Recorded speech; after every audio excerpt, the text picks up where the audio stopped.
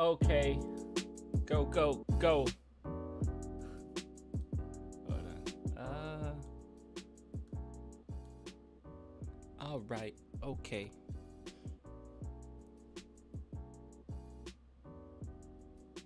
I've been chilling for a minute. I miss making people run. Okay. All right. All right. There we go. Oh, I don't have my light on. I'm sorry. Hold on.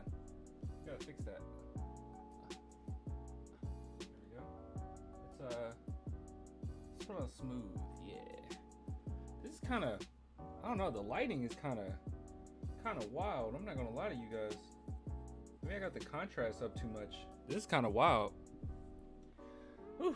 You're eating McDonald's? Oh, that's not good. Don't eat McDonald's. McDonald's isn't good for you. Don't eat that. What's up, Clan? What's up, Tony Lee? Vibin Trent said, please stop making music. Sure, I'll stop making music. Wait, let me change this because I'm not digging this light. Oh, that's bright. I kind of like this. Hold on. Is there anything I can do to like? Let's change this up just a little bit, guys, because this contrast is like crazy. Hold on. Edit filter. Oh yeah, the contrast is pretty high. Hold on. Is that better? Yeah.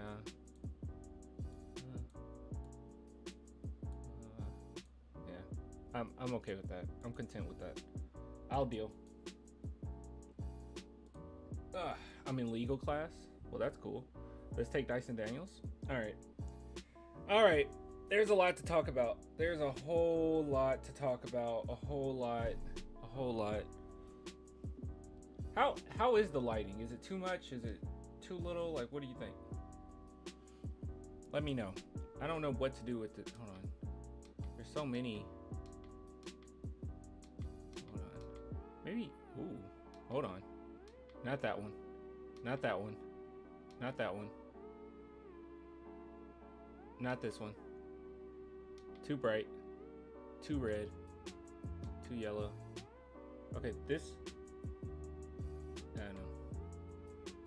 Okay, I think I kind of like this. No, I don't. I don't like it. Hold on. Okay. I'm gonna roll with this right now. You said it's fine? Okay. All right, I'll stop tripping. All right, guys, there's a lot to talk about. Like, a whole bunch to talk about. I was like every freaking second, it seemed to be something new to talk about. Every second. It was utterly ridiculous, dog. Every second. It was like something I had to make a video about. Like, I go chill, and then it's time to make a video. And then I'll chill, then it's time to make a video. Then I'll chill, and then it's time. Yeah, you got it. By the way, can I ask you guys a question really quick before we talk about anything? So you hear the music, right? I did this on complete accident, but when I zoom in, the music stops. So watch this. See how the music stops? And then it starts back up? Is that good? Should I keep that in every video now? It was a complete accident. You can't hear me? You can't hear me? You can't hear me? Is Cody the only one having this issue? Can you guys hear me? Hold on. Do I need to turn the mic up? Hold on. I'm turning the mic up. Okay. You say it's cool? Okay. Muted? Huh? I can, bro. Yes. Okay. All right. Well, we're good. Okay. All right. Okay. How everybody doing? How everybody doing? I'm actually going to have Swish Hill and Impeccable on in a couple minutes. Oh, wait a minute. I think Impeccable. Wait, was Swish Hill in there? Hold on. Let me text him.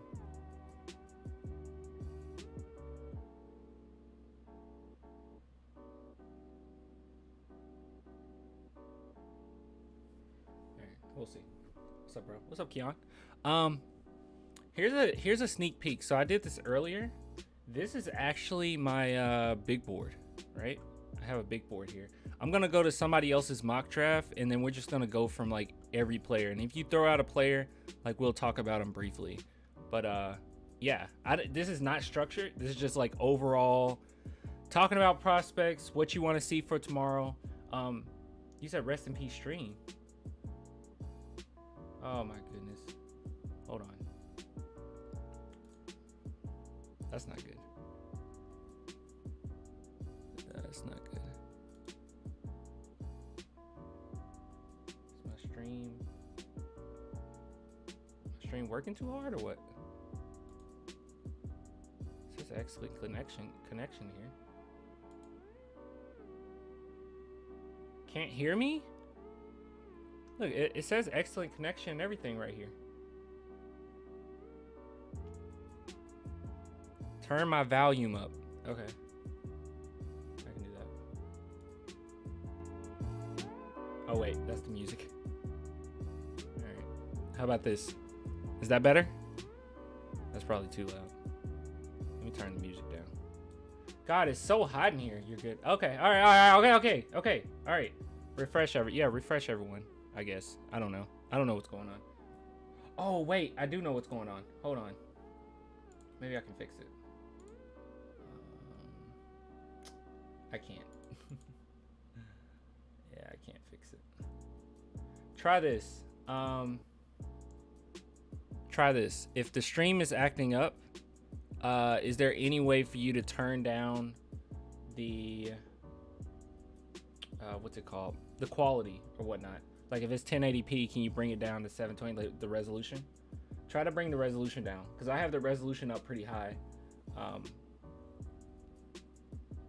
They messing with you? Yeah, whatever. Okay. All right. Let me get my boy. Oh, Swish Hills, he is in here. Oh, okay, cool. Hold on, let me go in there. All right. Can you hear me? Swish Hills. Say something. Can you hear me? Oh, yeah, I can hear you now.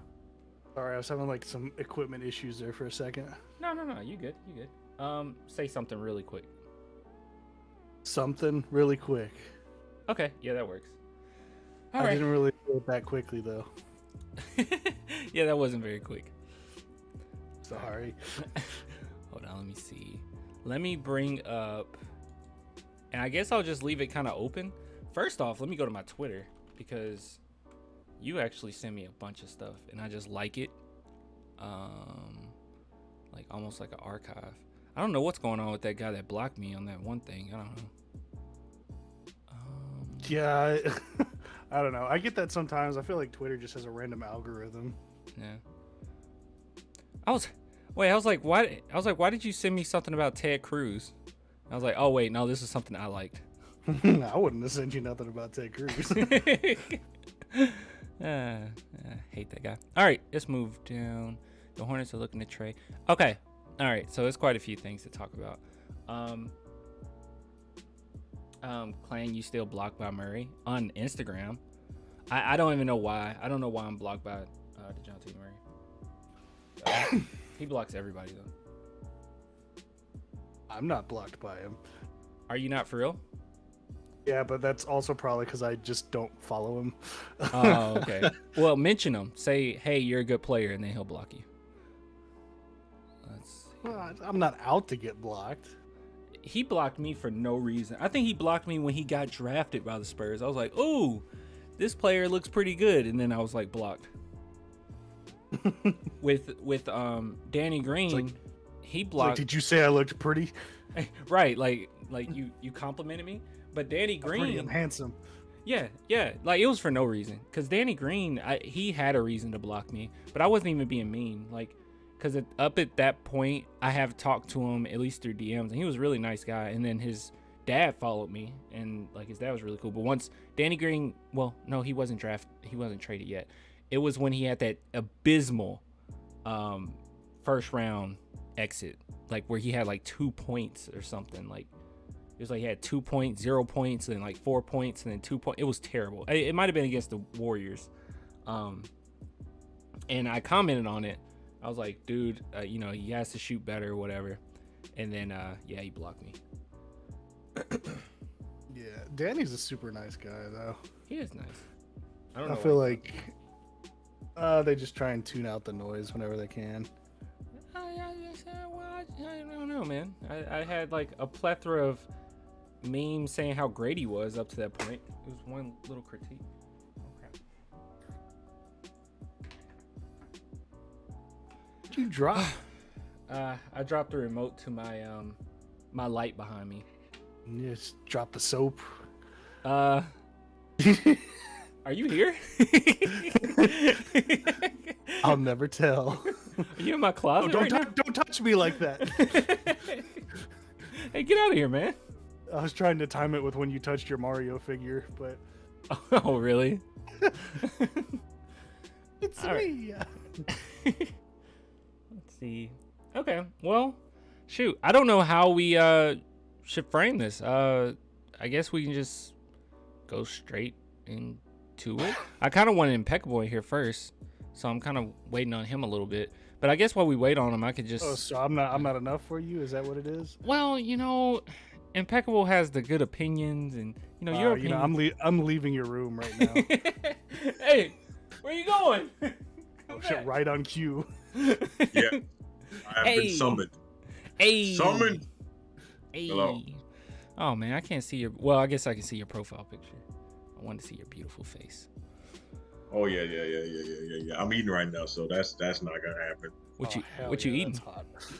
What? Rice, chicken, vegetables, you know what I'm saying? Please tell me it's a burrito. No, I wish a burrito sound nice right now.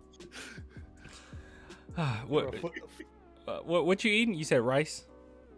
Chicken, rice, vegetables, the normal. Okay, well that's nothing to be like embarrassed about, man. That's clean eating. No, it's clean. Yeah, that's clean eating. Corrupts the AO. That's Harrison, bro. Wait, I feel like fans are gonna freak out literally anyone Spurs pick tomorrow. That is true. They're gonna freak out no matter who it is. Okay, so let me go ahead and just start here. I'm gonna bring up a mock draft, and I'll have that on, and we'll like go through like every player, or at least the ones that we care about.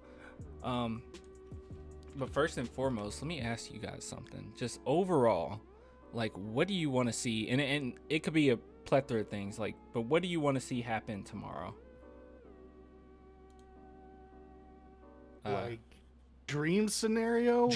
Like best possible scenario. That's what I meant. I want the Rockets to give us Banchero for nothing. That's my dream scenario, but well, like realistically, obviously.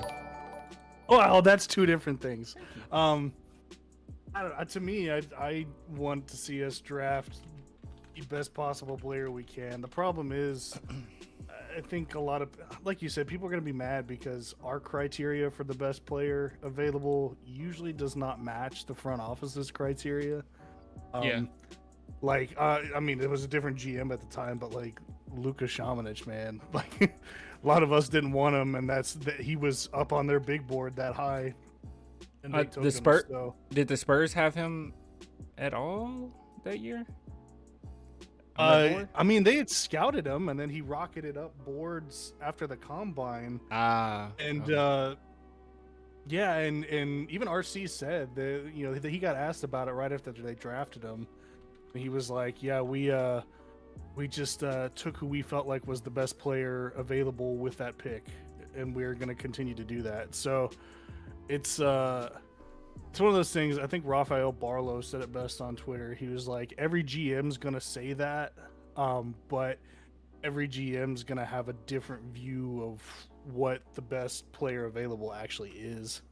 Yeah. So overall, you want us to keep our ninth. I mean, you want us to trade up, but you would like. I mean, I'd love to trade up, but I think no matter what we do, it has to have the purpose for getting the best possible player that we can get and that we want. I mean, obviously, I don't really want to trade up to get Shaden Sharp or something like that. But well, as it stands right now, the only team that's kind of open for trade ups is the Kings, right? Isn't the Kings the ones that's kind of out there right now?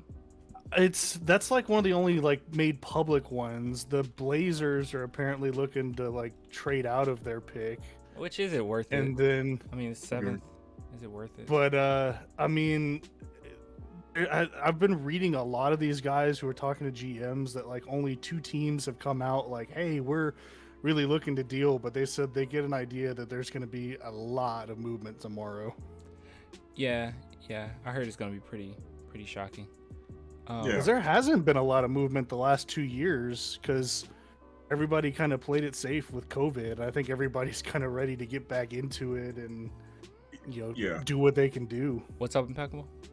I was gonna say, yeah, I completely agree. I think tomorrow's gonna be a really weird day as far as the draft is concerned, especially over the last few years. I think a lot of teams have played it really conservative, just because you couldn't get eyes on prospects as much as you could, exactly like Sushil said, because of COVID. So next year, this year, you have a lot of guys that we've seen footage of the entire year, except Shaden Sharp, and you have a pretty fair. A pretty fair assessment of the talent in this draft. I had to throw that one in there. So I think tomorrow's going to be a really weird day as far as prospect speculation, pick speculation. Like if something weird happens in the top 4 picks, and let's say hypothetically, Shaden Sharp goes the second to the Oklahoma City Thunder. Well, now the 4th pick automatically becomes far more valuable. You think they'll do that? I wouldn't be shocked by it. I wouldn't be shocked by it. That would be. OKC takes risks, and mainly that's why they're such pick orders, is because they take risks. They like doing that type of thing. I think the entire year we've kind of projected, the top 3 all being power forwards of Jabari Smith Jr., Paulo Banchero, and Chet Holmgren. And anytime I see 3 guys consistently go in the top 3 of the draft, I eventually think somebody's not going to take one of those 3. I just don't think that's going to happen. I just found an article here. How long? The 15th. Thunder aggressively trying to trade up in 2022 NBA draft for Shaden Sharp. Maybe they're not trying to take it with the second. Maybe they're trying to trade up. Yeah, that's what I was thinking. Like maybe deal a guy with pick 12. Yeah, that makes sense. But I see it as almost like a similar situation to how we were with Joshua Primo last year. If we feel like somebody is we can't trade back into the draft for them. Somebody's going to take him at 5 or 6. Well, now it becomes, do you take him with the 2nd overall pick? Do you trade down with somebody, or do you just leave it to fate? Yeah, I understand that. Well, expanding upon that, that's kind of the situation that popped up. I know you put a video out about it, Clan, but the whole Keegan Murray thing. What do you think about that, man? Because honestly, yeah, I don't understand, especially like you said, Impeccable. It changes things like if Thunder take Shaden Sharp second somehow or something like that. But assuming the picks go the way we're expecting them to, where it's Smith 1, Holmgren 2, and Banchero 3, or some order of that. If the Kings trade out of the 4th and the Spurs trade up to the 4th, why would you not take Jaden Ivey there? It makes and go with. It makes. Yeah, I just don't get that. It makes no sense. I would not take Keegan Murray. I don't hate Keegan Murray. I just think that he's one of those players that if your team is already established, maybe you already kind of have your star, at least you're bought into your star, and then you get him and he's a really good complementary piece to kind of help you build upon that. But taking him if you're the San Antonio Spurs is just so silly to me. I don't buy into the fact that some people saying he's a star. I think he's very NBA ready and has a high floor. His ceiling is not as high as Jaden Ivey, at all, in my opinion. And he's very stuck in his position too. And you can get somebody who can, a little bit more versatile if you want to do that. I just wouldn't do it. I would rather take Ousmane Dieng at whatever pick. We'll talk about trades and all that. If we can get the 13th, I'd rather take him there than to trade up for Keegan Murray. I just don't get the point of that. Yeah. Murray just reminds me too much of a guy like Obi Toppin, who his numbers were insane in college, and it's because that's the kind of player he is. He's a college guy, and then you get Obi into the NBA, and Obi was averaging a ton of blocks a game in college, and oh look, he can be a defender, and he's not a good defender in the NBA, and he was getting all these crazy dunks, but he's not fast enough to get by guys in the NBA, and he's not an amazing 3-point shooter in the NBA. And I feel like Murray's going to be a solid player, but I feel like it's going to be like that. His numbers are going to be very exaggerated because of what players like that in college are able to do, and just his usage too. Yeah. What were you going to say, Impeccable? My bad. No, it's fine. I was just gonna say, yeah, I agree with everything you have said. He's very like guys like Keegan Murray are not new, and I think kind of like the footage and the script is out for guys like that. Guys like Larry Johnson coming out of UNLV, or like even Zion Williamson to a certain extent, well, as great as he is, they are kind of positionally locked at that power forward position, whereas they're not quick-footed enough to really be a 3, and they're not tall nor big enough to really be an effective 5. So they're kind of stuck in that tweener forward spot, and you really can't put them at any other position. I think Keegan's a good player. I think he has a relatively high floor. I think if he really materializes into being what he can be at his fullest, he can be a Chris Middleton-esque, a more athletic, a slightly bigger version of what Chris Middleton is, which is a very good player.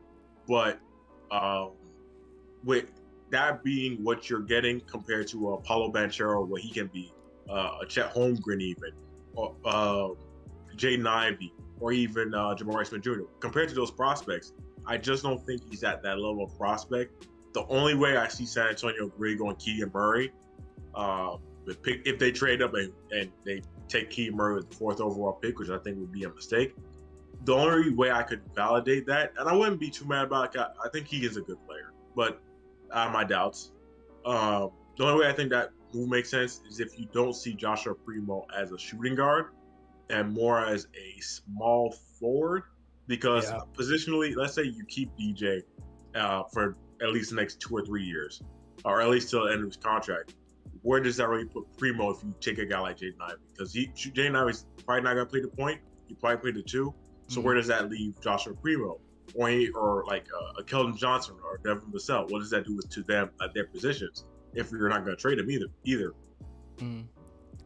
I mean, I completely understand it. I can't really I get that scenario, but the only way me personally I'll be okay with it is if I don't know, because you're gonna have to give up at least quite a bit to get that far up.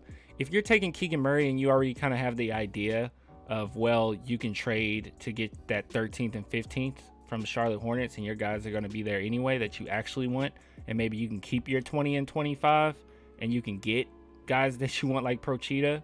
But other than that, I just don't really see any reason.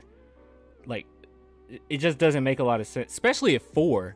Because at 4, these top 4, like there's no excuse. I would take any of these top 4. Like, maybe once you get out of that and you're saying top 5 or, at the 5th spot, maybe. But I don't know, man. I wouldn't take it. And like somebody brought up that someone actually said to me, Murray's just like a bigger Keldon, which in a certain sense is true. And so like you have to consider, you would have to use pick 9 to trade up, and you'd probably have to attach something to it. So ask yourself, is it worth giving up current Keldon and pick 9 and maybe another player or another pick to move up and draft Keegan Murray? Because that's what it's going to take. And like, to me, if you're giving up that much, I want to take a swing on the guy who scouts are saying is generational rather than the guy that they're saying is just going to be solid. Yeah, I just don't really understand it. What's up? It also depends on if Jaden Ivey is there at pick 4, because there's a chance he does go top 3 if a team really is into him. And in that case, it depends on who's there at pick 4. Yeah.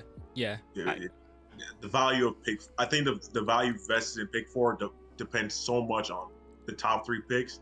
Like, pick 4 could be worth what it is currently worth, or it could be worth so much more, and the price would increase if a guy like Paulo's there at pick 4, or Chet's there at pick 4. Things change like that. So it's I don't. My question has been, like, do you trade during the draft or do you trade prior to the draft, knowing, like, based off of that feel for the situation? I want to ask you guys this. I mean, trading up, if you get 4, I think we're all in agreement. Just take Jaden Ivey. Anything else, I think you're overthinking it. Like, if even the Spurs, I think they'll be overthinking it. And at least from the trend that Brian Wright has been going in, I don't necessarily see him not taking Jaden Ivey. Also, we'll talk about this in a minute, but some people seem to think, like, when Brad, because they're trying to call him out for hypocrisy or whatever, because he ended up saying, hey, I'm going to go for best player available like I always do. And people said, hey, you didn't do that last season. And he actually did. Josh Primo was the best player available at that spot. But that's besides the point. But what I was going to say is Shaden Sharp, because I think that's an interesting topic. Thoughts on Shaden Sharp, because people are starting to like, it's kind of split, but a lot of Spurs fans saying, no, I'm good. And then some are saying, well, it's just his personality. He's just quiet. And then some are saying, hey, you guys are being way too hard on him. Come on. You know, he's okay. I'll start with you. Swish Hill, how do you feel about Shaden Sharp? You like him, don't you? You want him? No. I mean, he's been anything but quiet. What's up? Yeah, I've seen that from people. They're like, oh, he's just quiet. I'm like, he's not quiet at all. All his interviews, he's been very outspoken about how he feels about himself. He's like Terrell Owens. I love me some me. That's literally the energy that his interviews have had. It was like some of the wording in there, like he was talking about the Kings. For one, he couldn't name a single player on the Kings roster. And like, I don't watch the Kings, but I at least know who's playing on that team. Yeah. And his whole wording of like, oh yeah, I could do this and I could get them their little shine every now and then. Wait. He said it like that? Yeah. Are you serious? Yeah, he I'm did. dead serious. Give them a little You know, shine? I can score and Yeah. I can play make, let them get their little shine on the side sometimes like that. I'm like, oh my God. No. Hold on. Yeah. Keep talking. I gotta find. It was a Q&A for Kings. You gotta find the interview. I was like stunned because a bunch of Kings fans were like, oh God, this means we're for sure gonna draft him. But yeah, I don't know, he's had weird interviews with everybody. I mean, with us, how the hell do you ask a guy if he's looking forward to playing with any of the players? And he just goes, no. Yeah, he's like, no.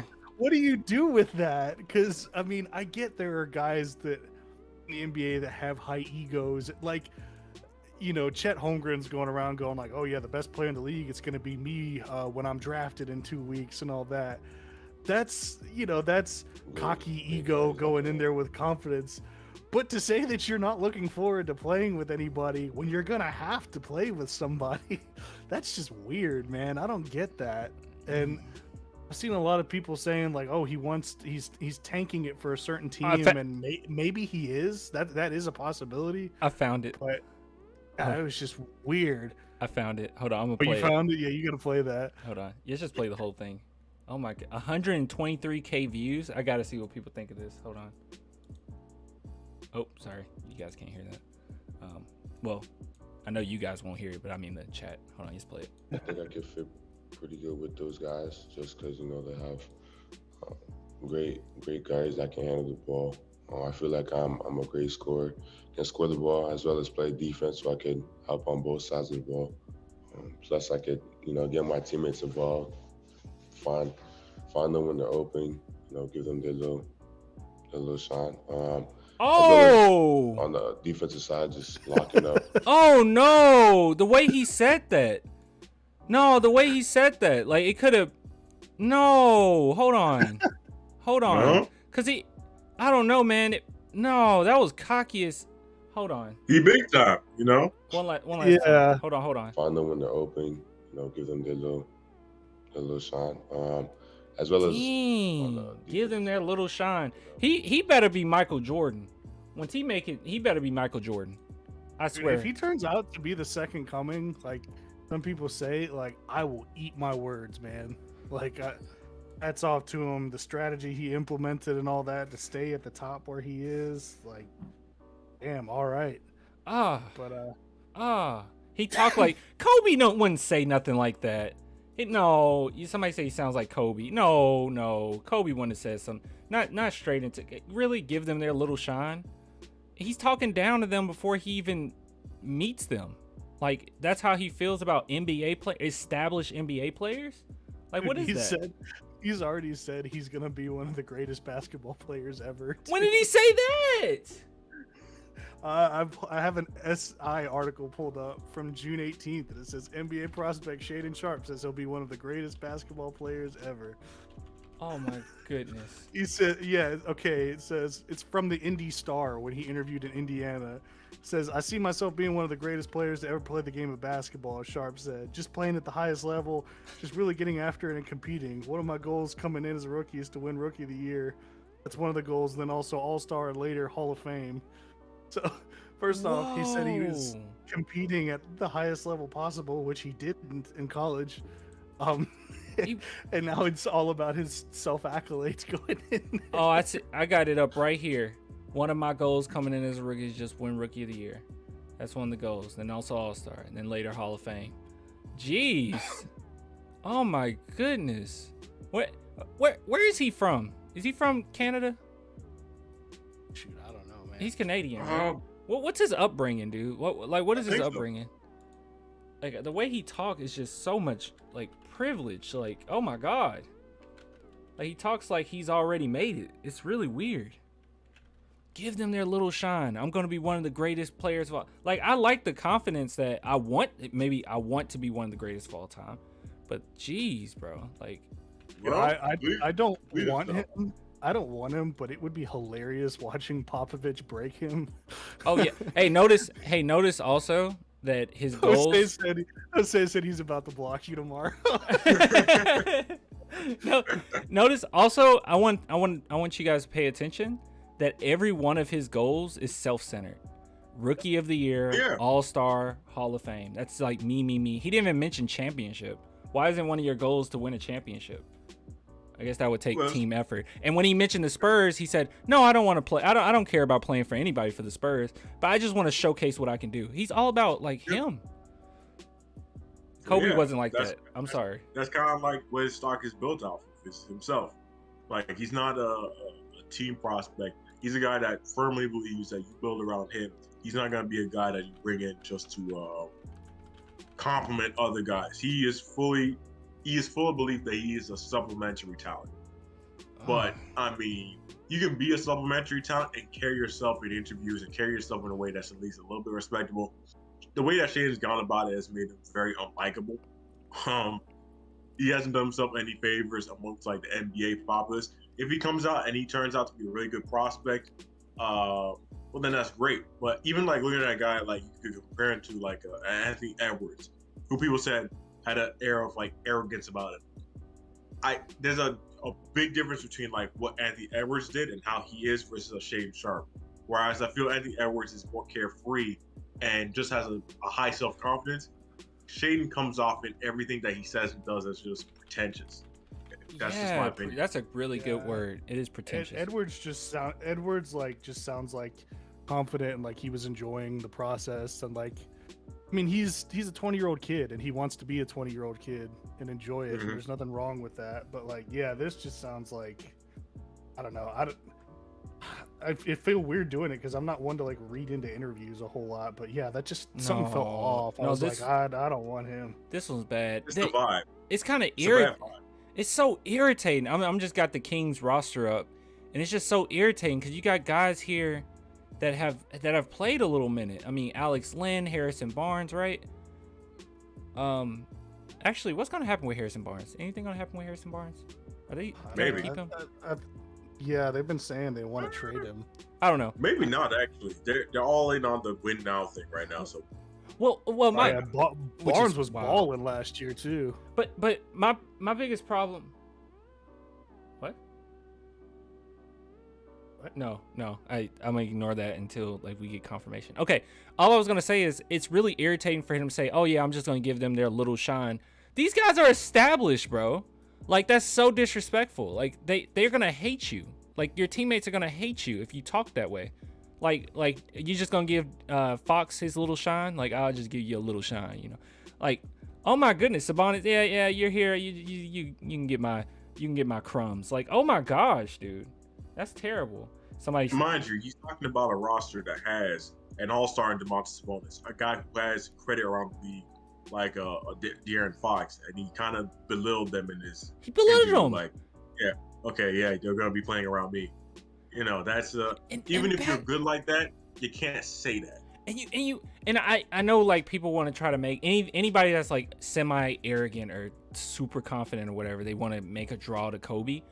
I'm sorry. Kobe was arrogant. Kobe was about himself at times, but Kobe could also prove it. But not only that, Kobe wasn't like that. Like, I don't recall Kobe blatantly just disrespecting his teammates like first year in the league, or at least talking bad about it. Did he? Am I wrong? Not first year. He was probably like high ego first year, but not this. Not like this. I don't recall anyone doing it this way, especially someone who hasn't even played in college.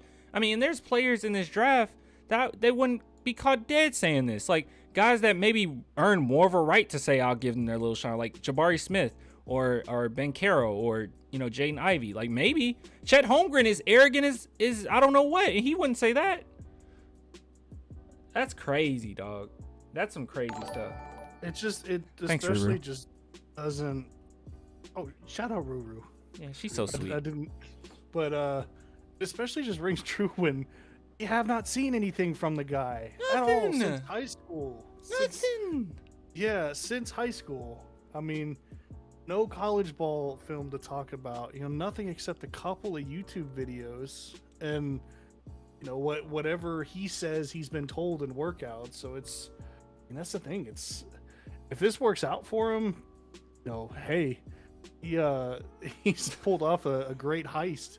He think it's gonna be easy. He thinks you know how tough it is in the NBA, especially when you say things like this. They go at your neck, dog. Like, remember when people were going at Lonzo? They kind of let off of him after a while when they, like, I think other NBA players kind of liked him. But imagine if Lonzo was as arrogant as his father was, like, coming into the league. Like, he would have got gobbled up, bro. Dude, Like, look what's happening with Ja Morant and Draymond Green and Klay Thompson right now. Yeah. And Ja has proven himself pretty much. I mean, Shaden Sharp said this. Sorry, go ahead. Lemon Factor asked. I mean, like, Ja has pretty much become a proven commodity in the league, and he's still getting shat on by Dre and Klay because they're like, oh, you know, you couldn't get it done. We won and all that stuff. You know, talk to us when you win one. Oh. I'm like, this guy hadn't played a minute, and he's already coming in with the idea that he's gonna be the guy.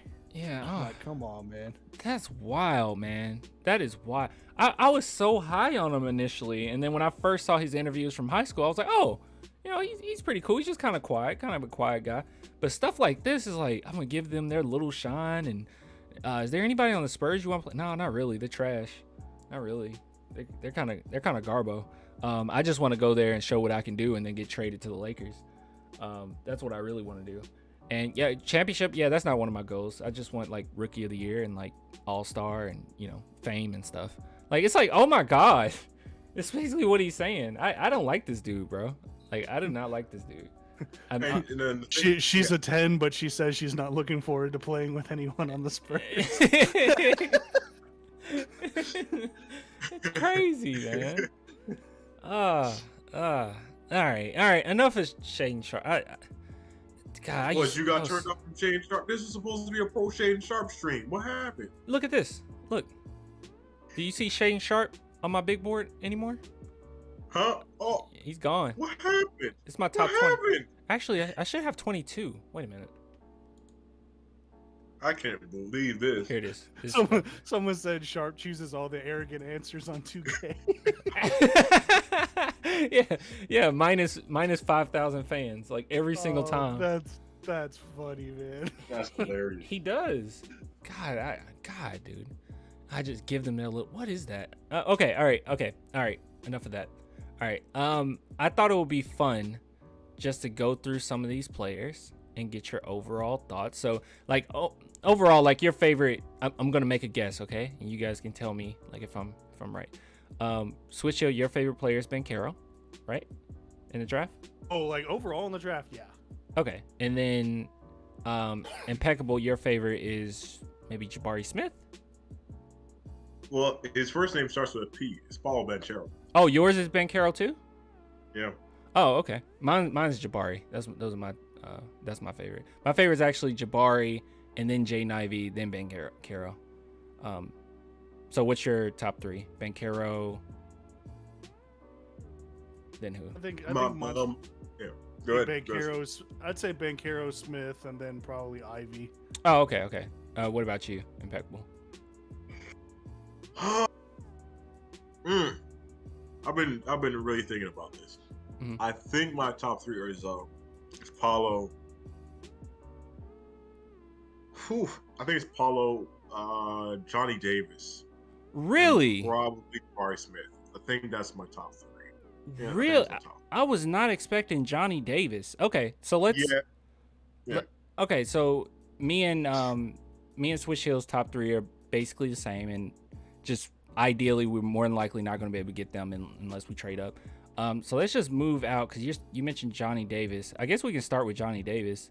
I guess let's just start with you. Like, how do you feel? Because you love him. How do you feel about Johnny Davis? Like, what do you like about him?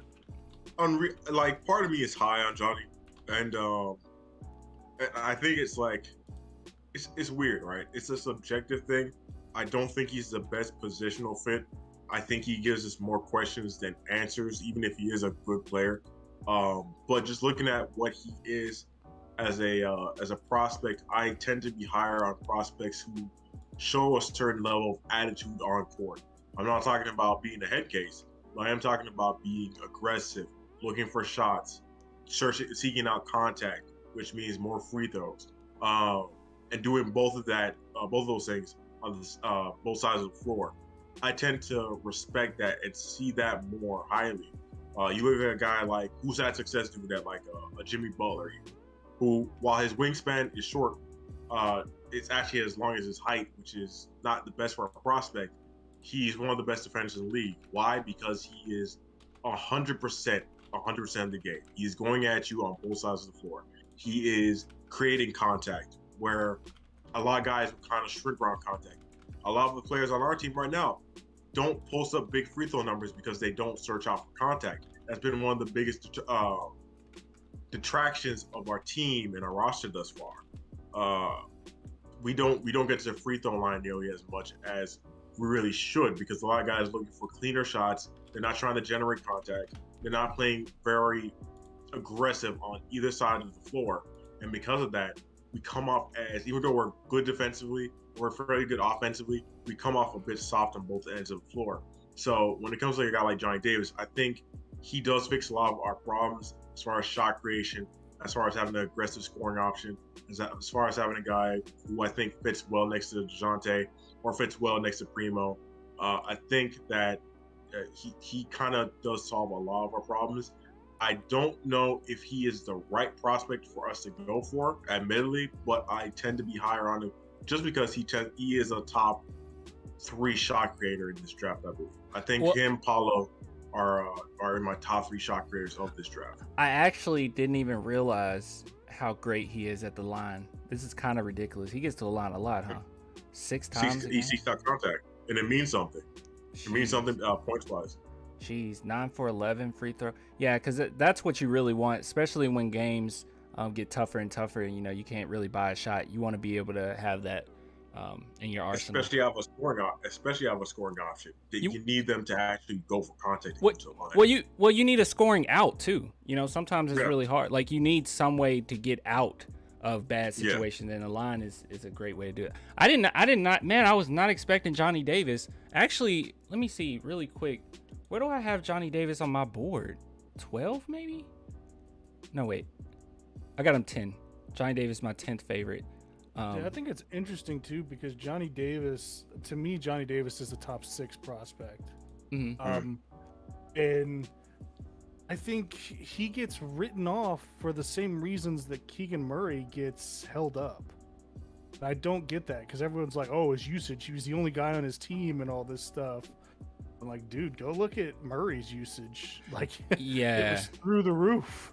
It's not like, Iowa lost the best 3-point shooter and the National Player of the Year going into this season, so someone had to take over.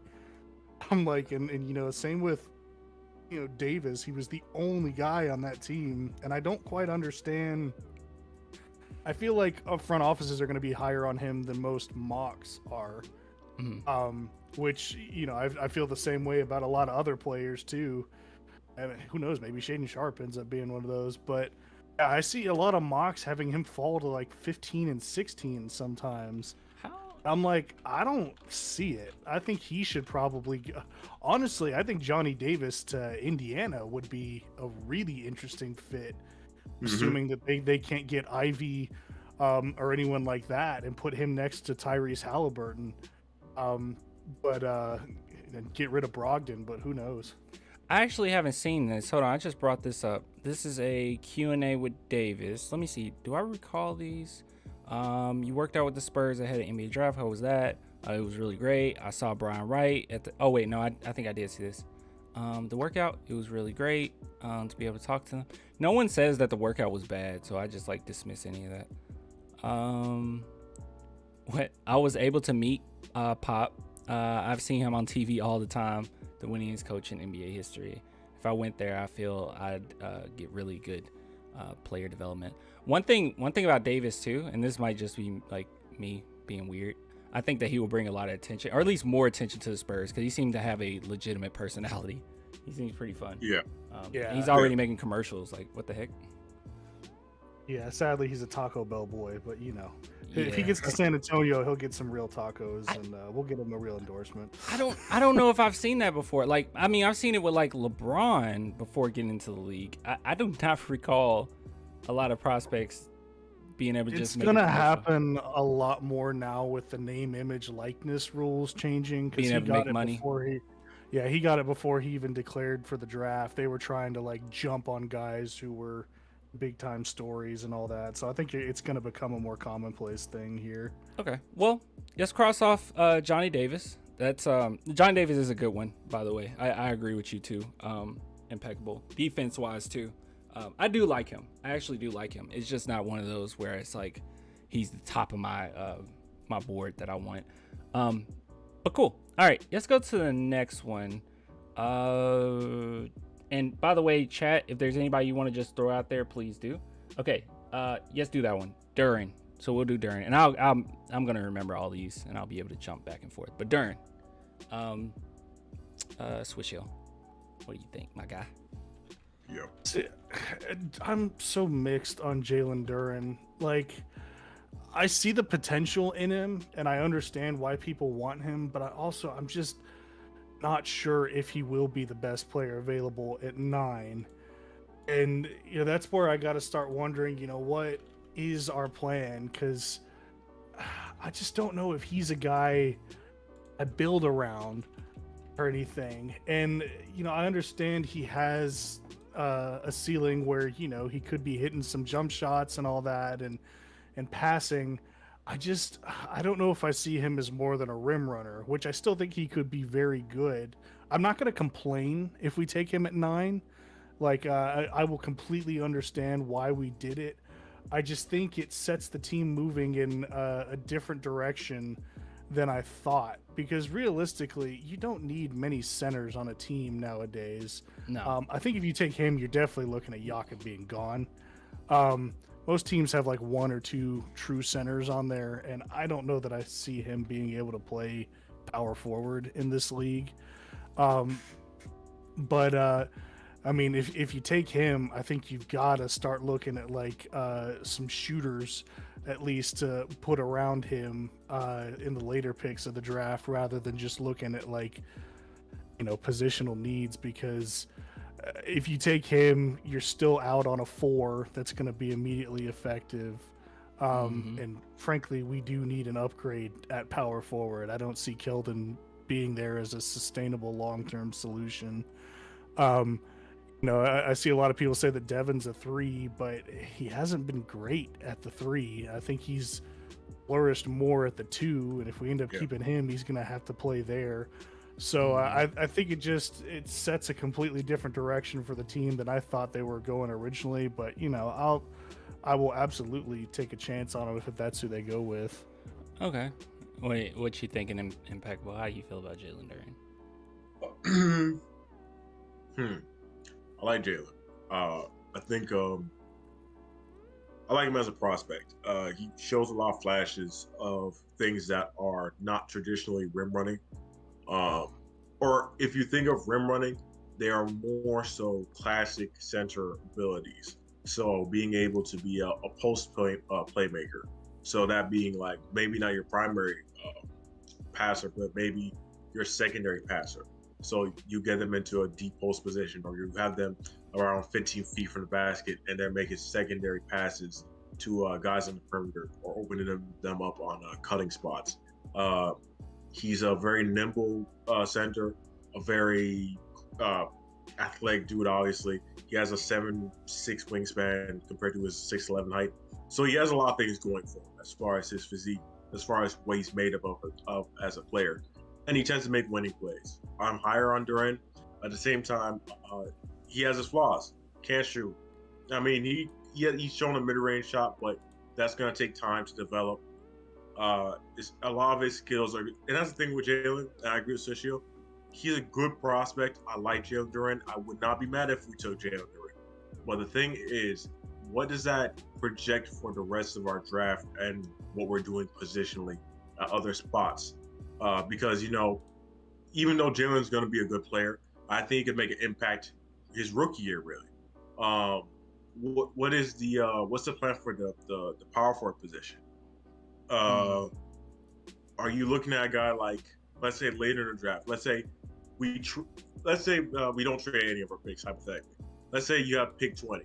If you're pairing Jalen Duren with like an EJ Liddell, who's like the only other power forward besides Tari Eason and Jeremy Sohan around that area of the draft, that I'm like, yeah, you know what, you could play them day one, and they'll probably be a very good player for you. If the idea is like a Jalen Duren, EJ Liddell type of situation, then it's kind of like, okay, well, that's a good pairing. On paper, that's a good pairing.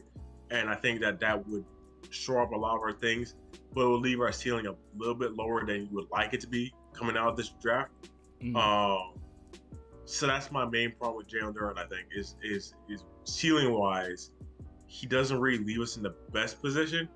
And if he doesn't leave you in the best position ceiling-wise, and then his production isn't going to be that great coming out of the gate, it kind of just makes you think, are there better options out there? And I think there are better options out there as far as what we're doing with at least the 9th pick. Yeah, to me, I like Duren, but I don't see the skill gap between him and like a guy like maybe Ishmael Kamagate later in the round, or Mark Williams a little later in the round, or even like center next year like Kel'el Ware that's going to Oregon, or Derek Lively going to Duke. I don't see the skill gap between them as stark as I do between some of the guards at the top of this draft and the wings at the top of this draft, and that's where I look at that. Honestly, this might sound harsh. I just wouldn't take them because I feel like you can find them in other places. Like, exactly. That's what I mean. Yeah, because if you look at someone like Banchero, like, I can't seriously say with a straight face, oh yeah, man, we don't need that. Like, we're good. We can find that somewhere else. Or even Jaden Ivey. Oh yeah, we'll just find that somewhere else. Shoot, even Dyson Daniels, for like his height, his strength, his wingspan, like he's very similar to Luka Doncic, and he can pass at a really high level. I can't really seriously say, oh yeah, we can just find that anywhere. But when it comes to Jalen Duren in today's NBA, you can find some Jalen Durens, and even though his upside is nice, at the same time, you could get him in free agency if you wanted to. Like, I don't necessarily think you have to really worry about that. Now, I wouldn't take him at 9, but if for some reason the Spurs said if they could gather 13, even 15, that would be crazy. But if they can get 13 and they say, oh, we're going to take him, or 15, and we're going to take him, I think I'm okay with that. I think that's really good. I think that's a really good pick, especially if you have more plans later, like with your later picks. Like, if you're going to go after Gabriel and our boy Jaden Hardy, then it's like, okay, that makes sense. That's cool. But if you're trying to get him at 9, I don't see where Spurs fans are coming from with that, and I don't see where a lot of people come from with that. And I think all the talk about the Spurs looking at his direction is just like you would say, like smoke screens. I don't think they're actually considering that. Yeah, it's just, I also look at like the types of bigs that are out there succeeding in the league, and I think Duren could become one of them. But I mean, you look at these teams, it's these like multifaceted bigs that can step out on the perimeter. stuff like he that. He feels like a second step, and I keep saying this. Like, first step, get your star so you can start building around that star. But he feels like a second step, like oh, we're on the brink of a championship, or shoot, even if we were in the same position as the Memphis Grizzlies, and it's like, we could really utilize this center that could go well with Ja, just to open things up for him and whatnot. That makes sense. But the Spurs, I feel like he's tailor-made for a team like the Raptors, who are looking for a center. mm-hmm. Like it's interesting because they're saying Portland's discussing like pick 7 for Anunoby. I mean, to me, that's a great fit right there. Where they have their dynamic scoring 4 in Siakam. They got an all-star point with Van Vliet. They've got a combo forward and Scotty Barnes who can do a little bit of everything. I mean, Gary Trent Jr. there, the shooting guard, doing really well. I think Duren fits really well there. Is this? Oh, wait a minute, guys. Yeah, you see it, right? Shout out to I think it was Sal that said it in the chat. Oh, wait. Atlanta and San Antonio have discussed the deal. God, dude, I gotta record a video. Have discussed the deal that would swap John Collins for Dejounte Murray. Sources said Spurs have told interest teams that moving Murray will require a true holiday-like package. What is that even? What? What? John? I'm gonna have to go back and look at what they traded for Drew Holiday. I remember it was something sizable for Drew Holiday. It was like Bledsoe, someone else, and then like 3 picks.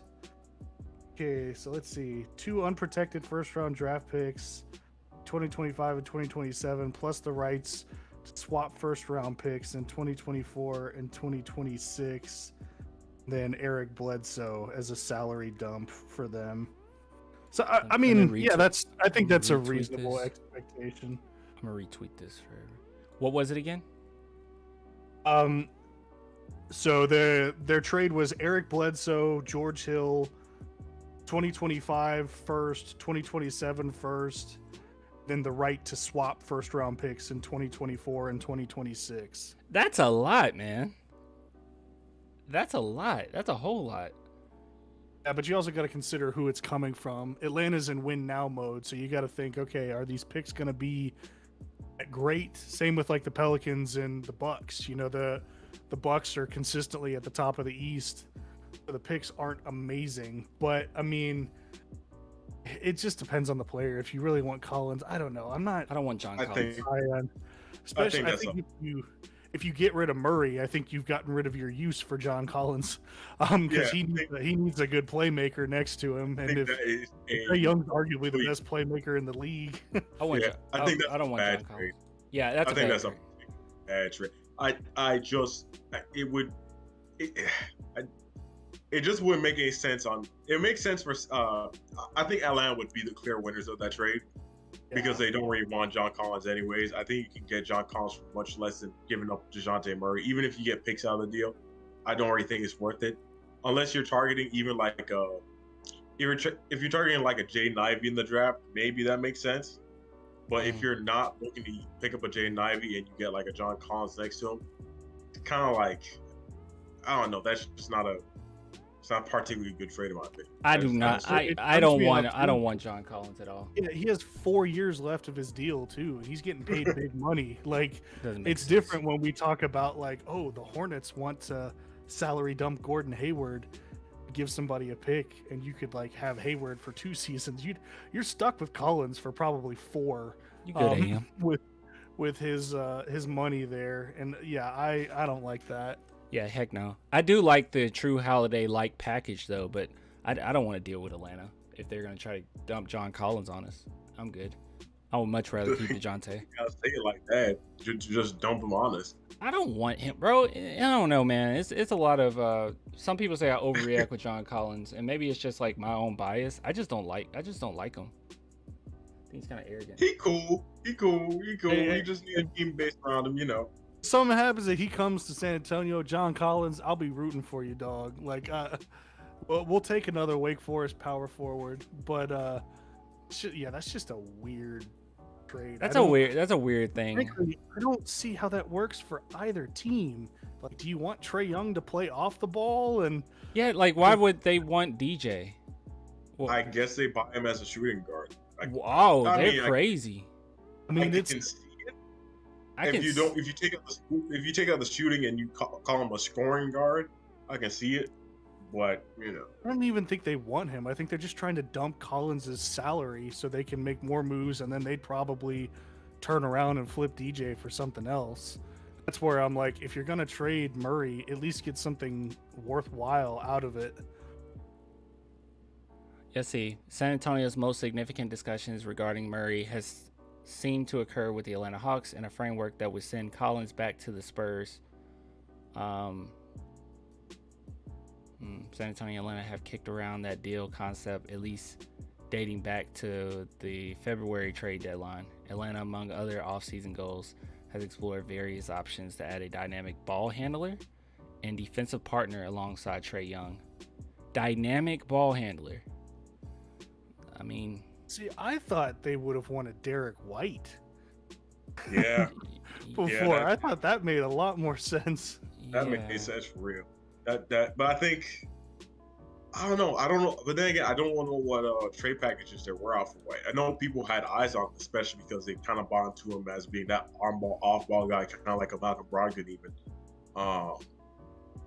As far as like usage and everything, but I can imagine he was an appreciated prospect for other teams. I just don't see if you're not bringing DJ in to be a main guard for your team, as far as point guard, I don't know why you would trade for him. To me, yeah, I don't see it. This just seems. I do completely understand the Spurs. I knew this was going to happen, that they were going to kind of shop him around and see what they can get, but don't do it for John Collins. Don't do that. I don't think that makes us any better at all for our future, especially what we're building. I don't know. I don't even know if he fits with the team, honestly. Like what? I mean, doesn't. Yeah, I know. I don't think so. But so I would take that with a grain of salt, because it seems like even this article here is talking about how this was something that was thrown around in February and probably came back up. Maybe Atlanta Hawks are pushing it more than us. Yeah, hats off to Brian Ray for turning that shit down. That's yeah. He said no. He said y'all got to make this worth my while. Yeah, it got to be a good, and I agree with that. It needs to be something. You don't want to just disrespect all the effort that you put in Murray, all the effort that he's made in himself to get better. Like you want the best possible scenario. And just giving us John Collins and maybe a pick isn't that. No, I'm okay. And Fisher isn't the most. I mean, he has been correct in the past, but usually Fisher's kind of off in what he does. He doesn't validate his stuff as well as Woj and Shams do. He just hears rumors and posts them. Yeah, his sources aren't the best, and he's been wrong a number of times in the past. So I kind of take it with a grain of salt. Do I think that they're seeing what the market value is for Murray? If purely just speculation, sure.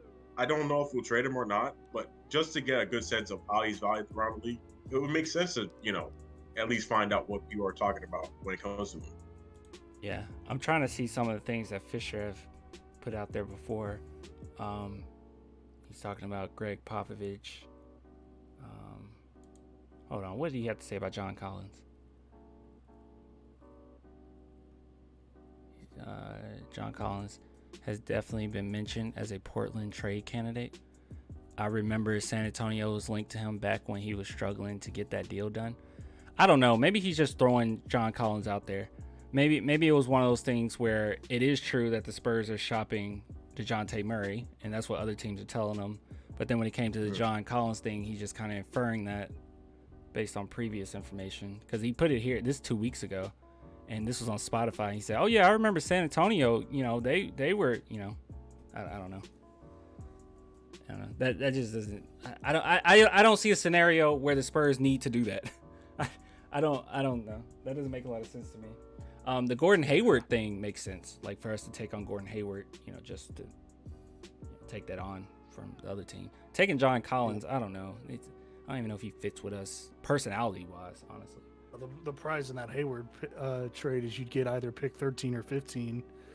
And then sure. Then you can take Duren 9 and take a wing 13 or 15, and then you've got two really good guys. Yoga.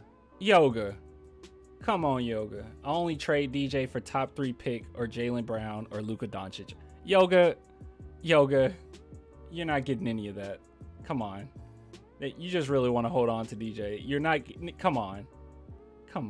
That's a whole nother level. Come on. And I want to trade Trey Jones for Steph Curry. I mean, come on.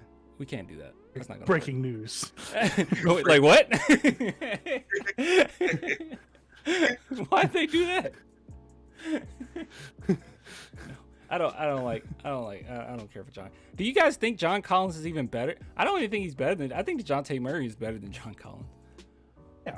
Yeah. Like I think easy. Easy. Yeah. Okay. All right. Well, maybe we'll get back to that. That's a nasty word. I'm not gonna lie to you. That's nasty. Yeah. AM Hoops. Oh, cool. You going to see? You told me that you were going to go see Derek White at camp. Yeah. Mention me. Okay. Mention me. Say, hey, Derek, have you you like that song that was made about you? And he's gonna be like, what song? I don't remember that. I just All right. Derek. Let's see, trade with Hornets, draft Duren, and you, like draft me. Anyways, okay. All right, let's move on. Let's see, what's somebody that's interesting? Anybody you want to throw anybody out there, guys? Any player? Throw out the name of the day. I hope I'm pronouncing it right. Ousmane Dieng. Ousmane Dieng. Oh, Ousmane Dieng, I think. Ousmane Dieng. Yeah, okay. Ousmane. I'll give my thoughts about him first. Honestly, I think it would fit right into what the Spurs have had a tendency to do. I think his upside is stupid high. I think that he is a capable defender and has a lot of room to become a really good defender. I think he can create his own shot. I like him. I think he's pretty nice IQ player. I don't know, man. He has a lot of upside. I don't really have much to say. I talked about him so much before, so I don't really have a ton to say. But I do actually like him a lot, and I think he will be a really nice pick. If they picked him at 9, I think I would be a little dumbfounded. I don't think that that's a good idea. But if they tried to take him at 13 or something, if we can get that pick, obviously, I'm for it. Or at 20, I think I'm for it. Dude, Ousmane, I've been talking to a lot of people I know and reading a lot on it, and I think there's 2 players that it seems like front offices are way high on, and regular people like us are not. One of that is Ousmane Dieng, and the other is Mark Williams. Really? Mark Williams. Yeah, I've been reading all week. Look like you want to thought. Look at Barlow's been tweeting about him all day, that people are like raving about his workouts and that he's stepping out and hitting threes in workouts. And Barlow or Mark? Mark Williams. Oh, you don't mean Dom Barlow, the prospect? No. I meant Rafael Barlow, okay. that draft analyst. Oh, okay. Yeah, and it could all just be a screen and all that, but apparently he's impressed a lot of people. Same with Ousmane Dieng, like that potential's through the roof. To preface that, I do like Dom Barlow, but yeah, I've seen a lot of like from Rafael Barlow talking to GMs and stuff, and he's put Dieng up in his lottery. Where a lot of other people have him down at like pick 19 or 20. Let me. Where do I have him? Go ahead. I'm sorry. I'm just curious. You're good. And I just, that's where I'm wondering, like, if it's going to be another situation where like people are valuing him up in that top 10 and all that. So it'd be interesting. I wouldn't be mad if we took him. You know, at 9? Be one of those things. Yeah, I think I'd completely understand it. In that context, I'd be like, oh man, I kind of wanted this guy or that, but I mean, to me, it would make sense if we did it, just given our track record.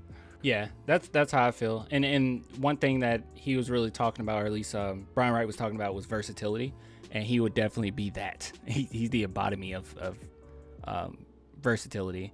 Also, He's not really stuck at a position either. It seems as if he could. I mean, you guys can correct me. I'm sure you've seen even more of him, but like It seems like he could guard at least 3 through 5, and he could play 3 through 5. I'd say probably like mostly 3s and 4s is what he's gonna do, which is still good. Yeah. I don't think he's big enough to be a 5. He's like a Nick Batum, Kyle Anderson hybrid.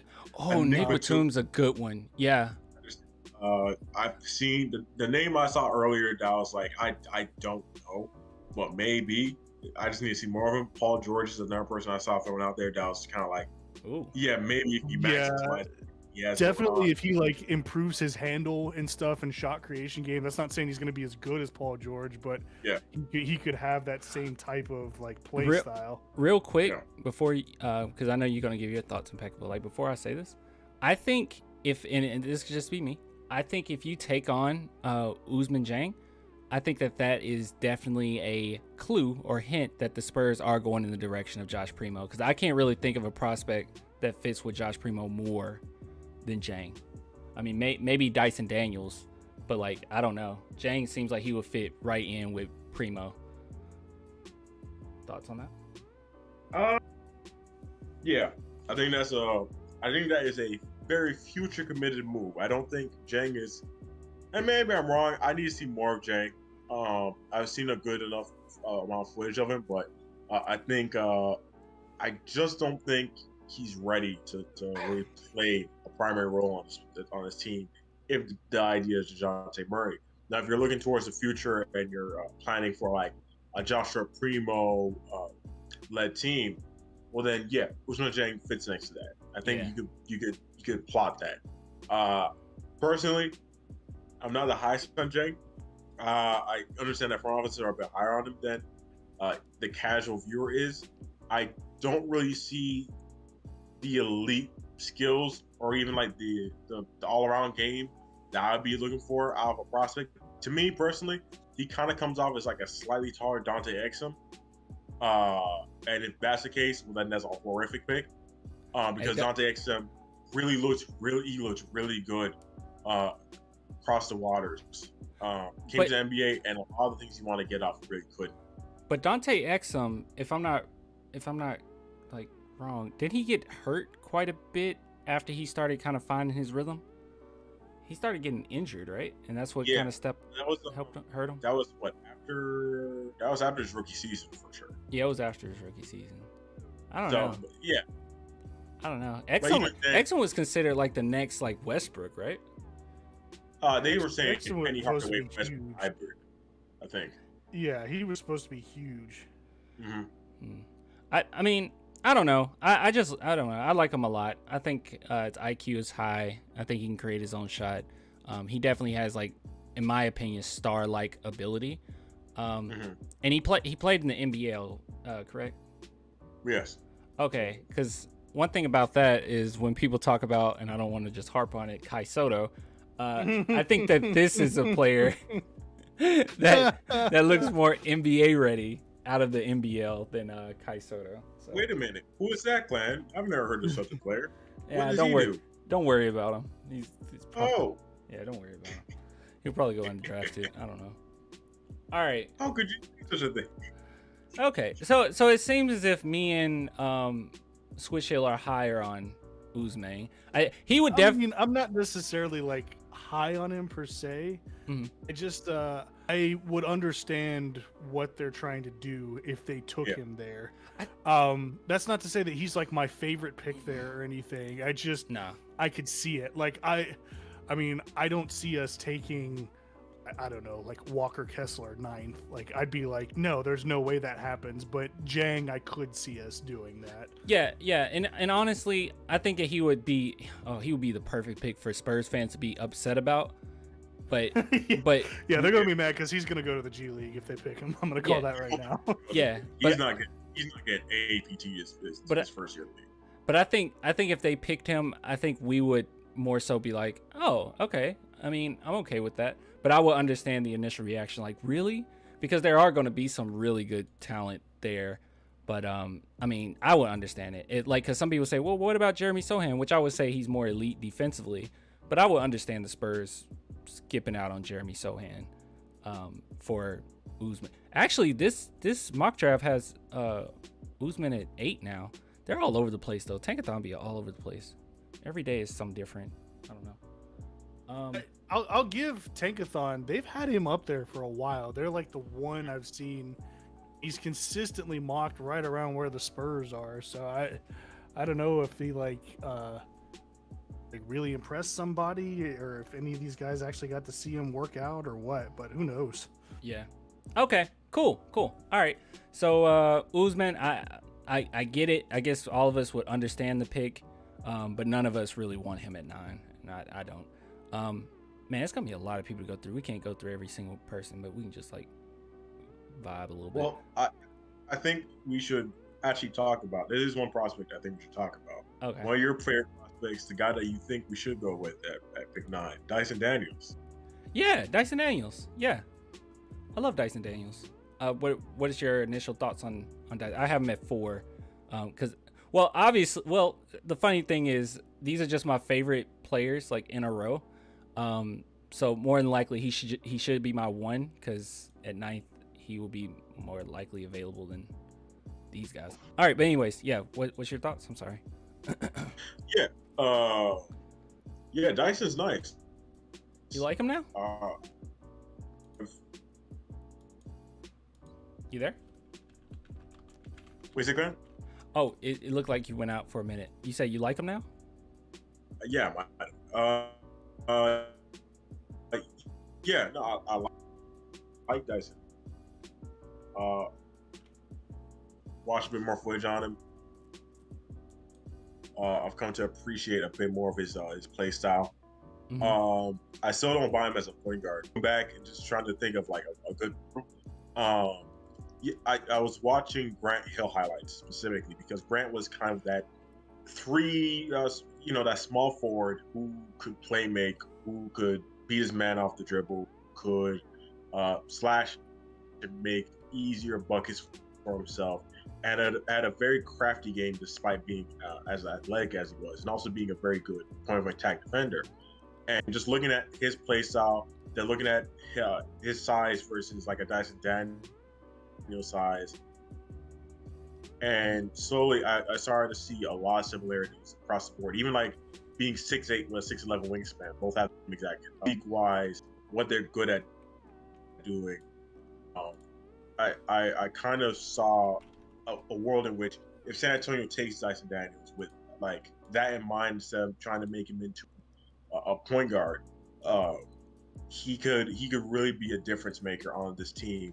And I don't think you'd be sacrificing Dejounte or Primo's development as far as a guy that they would have to play with that would probably be competing with them for their position. I think he could play alongside those guys and still be a very effective player. I think he's a very good Swiss Army knife type of prospect. And whilst I don't know how high his scoring profile is, I buy into him a bit more than I do Ousmane Dieng. As far as being a Swiss Army knife guy who is effective on both sides of the ball, who can also be a good facilitator of the ball, and really be that, if he's not your like guy that you're building around, he's a guy that you can have on your team and make a very good positive impact that increases your ceiling. Well, like I said, I think he's a floor ceiling guy that is. Mm-hmm.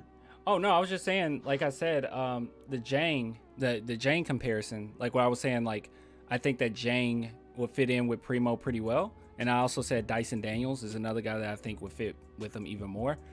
And yeah, and the reason why I say that is because I think, like what you said, he's so versatile. And he could be a player that very well, it's going to be either one of the two things. And it's kind of a safe pick too, because he's either going to be a solid player, a solid role player on your team, or he's going to be a breakout star almost. Like it seems as if he can do a little bit of both. Like he can be somebody who maybe develops into someone who can be one of your, primary go-tos, or he can be a guy that kind of fits in because he has so many good fundamental skills. But yeah, I absolutely love him, dude. I love everything about his game. I brought this up the other day in our chat. That everybody says, no, don't take him. We don't need another guard. I don't think he's a guard at all. He has that label put on him from his days in Australia and all that. But he's absolutely a small forward. He's the same size. He's the same size as Luka Doncic. Yeah, exactly. I mean, hell, he's only a little smaller than Keegan Murray if you look at it. I mean, ironic. Yeah, I mean, he needs to gain about 15 pounds to be that weight, but they're both 6'8". And with Dyson, I think he's a forward who can handle the ball, distribute. His shot has actually looked a lot better in workouts and playing footage than I thought it did in the G League.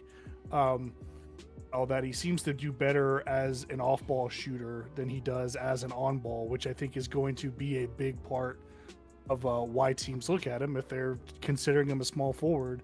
His defense is good. His IQ is really high. His feel for the game is just good. I think he's a really solid prospect. Enough. One of the comparisons I saw, I didn't quite get it. Maybe I could see it. They talked about like how rookie Malcolm Brogdon was bigger, not as good of a shooter, but kind of like uses his body really well. A solid defender at that point of attack spot, spotting up occasionally, some good drives, some good passes, that kind of thing. Yeah, I was just address this really quick. Someone is pointing out, Clan, the DJ rumors. We talked about it not too long ago, like live, like a few minutes ago. But yeah, okay. So look, I mean, I started off really high on him, and I know that you guys were like kind of lukewarm. Like you liked him, but not really. So you guys are even more bought into him after the combine stuff, huh? Yeah, he's been a big riser just because G League, they went in there. Oh, he was a point, and it was him, Jaden Hardy, and Scoot Henderson all trying to play that point role. I was like, I don't like this. He's just doesn't have a quick enough step to be that point scoring option, stuff like that. But then now watching him in these competitions where he's not playing that role as like the lead guard who brings the ball up every time, but playing more off ball and focusing on other things, he's been a lot better. And one thing that really sold me too was, I remember Clan, you didn't like this at first when he was like talking about how he really thought he could play a role with the Spurs. Yeah. But I think he has really good self-awareness that he knows he's not going to be the lead guard on this Spurs team. I mean, it's going to be Murray, it's going to be Primo, it's going to be Trey Jones that are bringing the ball up the court and all of that. So like, I think he sees where he fits in this league, and he can go from there. So that's where I like, I always buy into how players describe themselves. Like, I'll never forget just like the complete lack of self-awareness when people asked Andre Drummond what he could do, and he described himself as like Kevin Durant. What? Yeah, he literally said he could be like Durant. And if you watch some of his play in Detroit and Cleveland, he legitimately believed that. Like, there are multiple times that's people would see Drummond's highlights and want him on the Spurs, but what they didn't see was the multiple times he'd grab a rebound, try and like take a guy off the dribble or throw a full court bounce pass and just botch it and turn it over, because he's not at all Kevin Durant. I can't believe he said that. That's kind of wild. Yeah, I guess self-awareness is good. Go back and listen to the Kevin Durant. Well, look at Shaden Sharp. He has like no self-awareness, not just about his game, but just the situation. Like no self-awareness. And that's what worries me about him is that he's already talking best player of all time. He didn't even score a point on lesser players in college. Like let's start from the ground up here. Yeah, and I don't want the Spurs to be in a situation where they have to babysit or like Pop has to like whip him into shape. Like, what's the point? It's too much effort right now, especially when you have guys like Dyson Daniels. I'm really scared that he's not going to be available once he gets to it. Also, I was going to say this. There is one player in particular. Like I already said, Keegan Murray, but there's one player in particular I do not want us to get. Like I would be so unhappy if the Spurs get this player. Who is it? Kai Soto? No. Yes, but no. At the 9th spot, AJ Griffin. I don't want AJ Griffin at all. I don't think he's a bad player, and I think he has a decent upside and good scoring and all that. But I don't know. It just doesn't really seem like somebody I would I would want right now. I don't know. Your thoughts on that? If you take AJ Griffin, you're definitely buying in on his upside. Yeah. One worry with him is his injuries, and teams are going to do their due diligence on evaluating that. So if San Antonio takes him at 9, I trust that they've done full evaluations and say, okay, this isn't something to worry about, because AJ Griffin, before his injuries, was like legitimately considered a top 2 pick. Probably would have been. And I think even with his injuries, I think he's hampered somewhat by how he was used at Duke. And this happens a lot on these college teams that stack with all these 5-star freshmen. Yeah. I mean, he was there with a sophomore in Jeremy Roach. He had, Trevor Keels as a recruit there. Banchero as a recruit there. Mark Williams was a returning 4.5-star recruit. He's in there as a 5-star. They've got Joey Baker, who's a returning guy. I mean, all this mumbo jumbo jambled lineup. And he didn't really have the role we expected him to. He just kind of sat there and shot threes, and he did that really well. There's a couple games that stand out, namely his first game against North Carolina when North Carolina rotated Rashawn Black onto Paulo Banchero, and he shut him down most of the game. So they ran through AJ Griffin, and I think he had like 26 or 30 points that game. And that's where I was finally seeing like what we thought he would be, a shot creator, a slasher, playmaker, a 3-ball. So there's definitely potential there. You do have to look into those injuries though, because that is something to worry about. And there were times where it looked like he just didn't have the burst that he used to when he was in the game. And all that. And I think if you think those injuries have hampered him to the point where he's just like an off-ball shooter, I'm not sure you take him at 9. But I honestly don't think we're going to have that problem, because I think New Orleans would take him at 8 if he's available, because I think he kind of fits what they're going for. Yeah. Let's see. Jeff, what was the feedback from the Spurs? You just felt that you had that interest from them, that they really wanted you. I just had a great time in San Antonio. He didn't really say much. The feedback I got was amazing. He didn't really say much. Okay, so I understand what you're saying. You're basically saying it's kind of the Josh Primo issue, where it's like he's stuck in kind of a position where he's more of a catch and shooter, and he's not really getting the attention that he deserved, but he could very well be a shot creator. I don't know. I just don't know how I feel about him. I don't know, man. I just don't want AJ Griffin. I don't know. He's a weird prospect. His injury history and his injury profile, kind of concerning. At the same time, though, when he was healthy, he did look like a top 3 pick.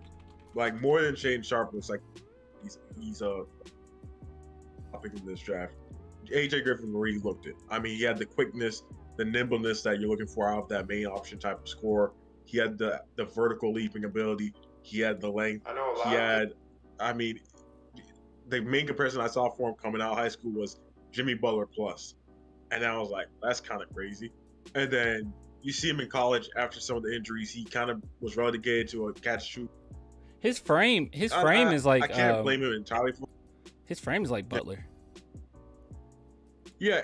It even though his arms are quite a bit longer than Butler's, frame wise, everything else is very Jimmy Butler-esque. He's I think it's not his fault. He really couldn't create on ball in college, mainly because he was coming right off an injury and his 3-point shooting was as it was in college. I think he kind of just settled for that role and said he'll figure out what he's supposed to be when he gets to the league. If you're getting a healthy, fully capable AJ Griffin, then this is a steal at the 9th pick. If you keep the 9th pick and you get AJ Griffin and he's fully healthy and you don't really have to worry about those health concerns, they were aberrations, they weren't really things that are going to trouble you, at least in the short to midterm, well, then you're getting a steal at the 9th pick based off of what he was and what he is. If you project his 3-point shooting will continue to be that at the NBA level, and everything else he had as a part of his game coming into college is attached to that and he develops that, you'll be a great player at the 9th pick. If he is just a 3-point shooter, 3 and maybe D at some point because he wasn't that great defensively in college either. If he does become just a 3 and D guy who has a flash of athleticism every now and then, at the 9th pick, I think you can do a lot better than that. I think it's the organization's choice, but it depends on what they see him as, and I think that would be the biggest question: is what do you see him as? Do you see him as a 3 and D guy? Do you see him as a self creator? Do you see him as a guy that can play on ball and off ball? I mean, are there blurred lines there between and even like positionally? Yeah. When you have a guy like Devin Vassell, who is kind of like the same exact archetype almost, where does that leave a guy like Devin Vassell? Because I kind of butts him off the lineup. Yep. Okay. So I see what you're saying. So you guys are basically saying, like, if the Spurs believe the injuries aren't necessarily that much of a concern, then he can basically come in and be, or potentially be, even a Jimmy Butler type player. Yeah. Like, he has that upside. Maybe. Yeah, and I mean, like, not like, oh, he's gonna be Jimmy Butler, but he plays that same kind of style. See, like I was gonna ask this. That pitbull type way. What's that? You just said this. Griffin is a horrible defender. See, he's a great defender. That's not true. Yeah, because I was like, I know that he's really good at using his physicality and being a decent defender, but yeah, he's like known as a 3 and D right now. So I didn't think that was his defense had spots of not being as good as it was to be, but I think mainly it was just his body recovering from the injuries. I think you going in and out. Looked a bit flat-footed at first defensively. You're going in and out, impeccable. I got the gist of what you were saying. Oh man, you were going in and out. Yeah. No, he's right. Yeah, I'm just saying. He just came off of an injury and all that. Yeah. Okay. Well, cool. Well, that's a guy that I don't know. If we grabbed him, I just wouldn't be super happy. I won't be mad. I think the only way I'll be mad if it's like, I don't know, Mark Williams or Duren, because it's like, that's just a bad look on what direction we're going in. At 9, that's a no. But I don't know. It's all dependent on what happens. I have a feeling, and it could just be me, I have a feeling it's going to be a lot of shocks here. I wouldn't be surprised if Shaden Sharp get kicked out of the lottery, honestly. I wouldn't be shocked if he just get kicked out of the lottery. Bro, well, it depends on if any teams are not. I'm not. Oh, let me say this. I'm not low on Duren. Like, I don't think Duren is a bad player. If we could take him at 9, I'm cool as long as we have that 13th. It's not that I think that he's a bad player. I just don't think that he's the best player available. There's a lot of players here that I would take over him, and he's going to be set in stone at that center position. And if he's going to be set in stone at that center position for what we would need out of him, or from at least what he's showing right now, we could get that somewhere else. We don't have to necessarily spend a top 9 pick on that. That's my thing. I think it's too set in stone. You have other people with higher upsides. Like $35 million to spend in free agency too. Like, yeah. Because you'll be fine. Yeah. I would just rather take a player that's more versatile, that you can move around a little bit more, that has more of an upside. As it stands right now, Jalen Duren, I think he has it, but shoot, man, there's a few things where I'm like, I don't know. I mean, I think there's a reason why he's like near end of the lottery and he's not up there with the big boys. And partly of that, in my opinion, is I don't think he's that great of a post scorer. Like, it seems as if on smaller guys, he doesn't really take full advantage of it. I feel like I don't know, man, on surface level, it's like it would make sense for everybody. Like, oh, he's athletic, rim runner. He has flashes of playmaking ability. He's somewhat, physical, and he's long and big. And I'm just like, it just doesn't. Oh, pause on that. But I just don't think it's worth it, No. Pause on that. Sorry. No. Okay, who else we want to talk about? And the chat just, like, I don't know, they're having their own conversation. Is there anybody else you guys want to talk about? Just like Jaden Hardy, man. Oh, Jaden Hardy. Yeah, he's basically Dame Lillard. He's basically I like Dame Lillard. Jaden Hardy. I know everyone's like, oh, he got exposed in the G League. Sure, he showed some weaknesses in the G League, but I think he's going to be a really good player. And I think I've seen some really reputable people say that they believe he's still top 7 talent in this draft, but that he will not get drafted there. And I'm like, what were some of the weaknesses that they caught on to him? Because honestly, I think that he's legit. As soon as because you told me about him a while ago, or both of you guys told me about him a while ago, and when I looked into him, I was like, what the heck? How is this a late first round? He looks like Dame Lillard. Like, he plays like Dame Lillard. I mean, he had a tough like offensive season in the G League. I mean, it's like I don't know. He was billed as this big scorer, but he just doesn't have like the, for lack of a better term, like wiggle and like the dribble moves to get his shot off as well as people thought. Stuff like that. So his ISOs were a little bit of a disappointment. Just his decision making. He throw up some wild shots at times and play a bit of it out of control. He likes to pick up his dribble too early. Now that you mention that, I watched a who is it that does it with the players where they sit down and look at film? Crap, who is it? Mike Schmitz. Mike Schmitz. I saw that. Shout out Mike Schmitz, man. He got a job with the Trailblazers, so he's there now. Oh, that's pretty cool. Yeah.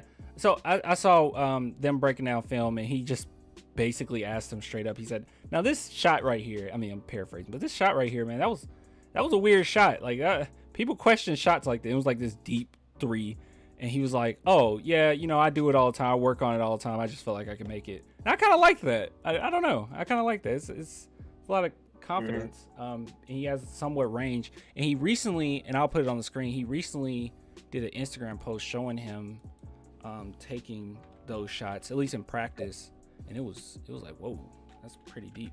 All right, but go ahead. I'm sorry. Yeah, well, like that's the thing. I think it's he's a young player. It's in the G League. He has rough shooting things. I mean, but what was I gonna say? He's showed an ability to get to the line pretty well, like Impeccable was saying earlier. Shot really well from the line. In good things, he really is a technically sound shooter who's a 3-level scorer. He can like get to wherever he wants on the court. There's just like some growing and learning he needs to do. If he had sat out this season like Shaden Sharp did, he'd be a top 5 pick. Yeah. And then I will say it was kind of weird that he didn't want to work out at the combine. Yeah, what was that about? I think he thought he was doing something like Sharp was, where he could boost his stock, and it didn't help because guys like Jalen Williams had such good games, and people started to discount Hardy. But like, man, if that guy falls to 20, I'd snatch him up, man. I know people get pissed when I say to pick a guard, but like, that guy could be a bona fide stud in this league. He reminds me of Dame Lillard. I really like his stop and go. I think that's pretty impressive. Dude, he was the number 2 ranked recruit in the high school class of ESPN before going to the G League. I didn't know that. Like, people wanted him, man. Okay, well, dope. What's your thoughts, Impeccable? His stock was high. He didn't have the best season at Ignite, I want to say. He didn't have the best season he possibly could have. He kind of did show a ton of flashes of off-ball ability, but that's not entirely his detriment. I think he's a really good prospect. I think the fact that teams or fans or I don't know, guys who watch the draft and understand the draft, I don't really get why they're lower on him than what his scoring profile and his player profile really is. I think he is probably a top 3 hidden gem in this draft class. Sort of in the way of like how Cam Thomas last year was a guy that I was looking at and saying, why would you let Cam Thomas go to the Nets at like pick 27? When he's easily a better player right now and probably will always be a better player than at least 10 of the people that went in front of him. So I look at a guy like Jaden Hardy and I say to myself, even if you have, let's say you don't trade DJ, let's say hypothetically you don't trade DJ, even if you don't trade Dejounte and you're building around Primo, thinking that, tell us what, at some point, we can have both DJ and Primo as our guys, and they're taking up the backcourt spots. You can still have a Jaden Hardy there, and he can still be very effective and very useful for your team as an on-ball, off-ball guard for the future and a main scoring option, at least for the next few years. Now I'm gonna mention this because I think it's like, I don't know if it's an elephant in the room. How do you guys feel about his defense? And then I want to talk a little bit about defense in general. But I think I took out my headphones. I think I'll go first. What'd you say? Yeah. Oh yeah, you go first, Peck. We'll go for it. Yeah. His defense. Well, listen, not everybody's gonna be a defensive stopper. Okay. I think we need to. I think people need to start metering their expectations for what that word means as far as defense. Like, not every player on your team is going to be a point of attack defender. Not every player on your team is going to be even a good or remarkable defender. Some guys are just going to be passable. I think Jaden Hardy is going to be always going to be a passable defender. Do I think he's ever going to be a net negative like a Damian Lillard? I don't think so. He could be, but I don't think so. I think his frame is a bit better than Dame's. Even though Dame has a good frame, he just kind of doesn't have the IQ on defense, or just doesn't try at times to conserve energy for offense. I think Jaden projects to be a better defender. I don't think he'll ever be a point of attack defender, but I think he can relatively stay in front of his man, and at some points he'll be a better off-ball defender than on-ball defender. I just, compared to his scoring profile and at where you're picking him in the draft, you're not picking him top 10. Even if you were to pick him top 10, look at a guy like Darius Garland who went top 10. Darius Garland is not a good defender. He's not remarkable on that end. And yet he was still an all-star this year, and you still say to yourself, yeah, you can build around it. Same thing with LaMelo, same thing with Trae Young. Essentially, every top guard in the league is not that good on defense. I don't know where the narrative got that. I don't know where this narrative came from, that to be a top guard in the league, you should be good on both sides. How many guys in the top 15 players in the NBA right now are good on both sides? We look at your offense can elevate you past that end. Now, am I saying that defense is overrated? No, I love prospects that play defense. I think it's the most invaluable thing come playoff time that you can have on your team is nobody being a liability on the floor. Yeah. But at the same time, you can't hold that against a player, especially when you're talking about prospects, when they have his type of scoring profile. That scoring profile is rare, it is not common, and if he can carry that on into the league where he can score 15 to 20 points per night as a non-main starting guard, that means something, and that instantly increases your ceiling as a team. That's a quality pick in my opinion. Yeah, I agree. And I'm gonna harp on defense a little bit more. What were you about to say, Swish Hill? I was gonna say the same thing. I mean, you can't expect everybody to be good offensively and defensively. Like, that's the thing. Hardy's a pretty good passing lane guy. I mean, he's a decent pickpocket too. He collects a lot of steals, but I mean, his main value, even like, I say this, I'm not equating the two, but like, guy that we're thinking is going to leave us in Lonnie. I mean, he was an okay defender, not great, but that wasn't his job. His job was to come in and score the ball. I mean, that's why you draft Jaden Hardy, to put the ball in the basket. I mean, it's like Anthony Simons in Portland. His job is not to defend. His job's to score. Same with Lillard. You brought up him as like a comparison. Someone said Buddy Hield, and I don't think that's a bad comparison either.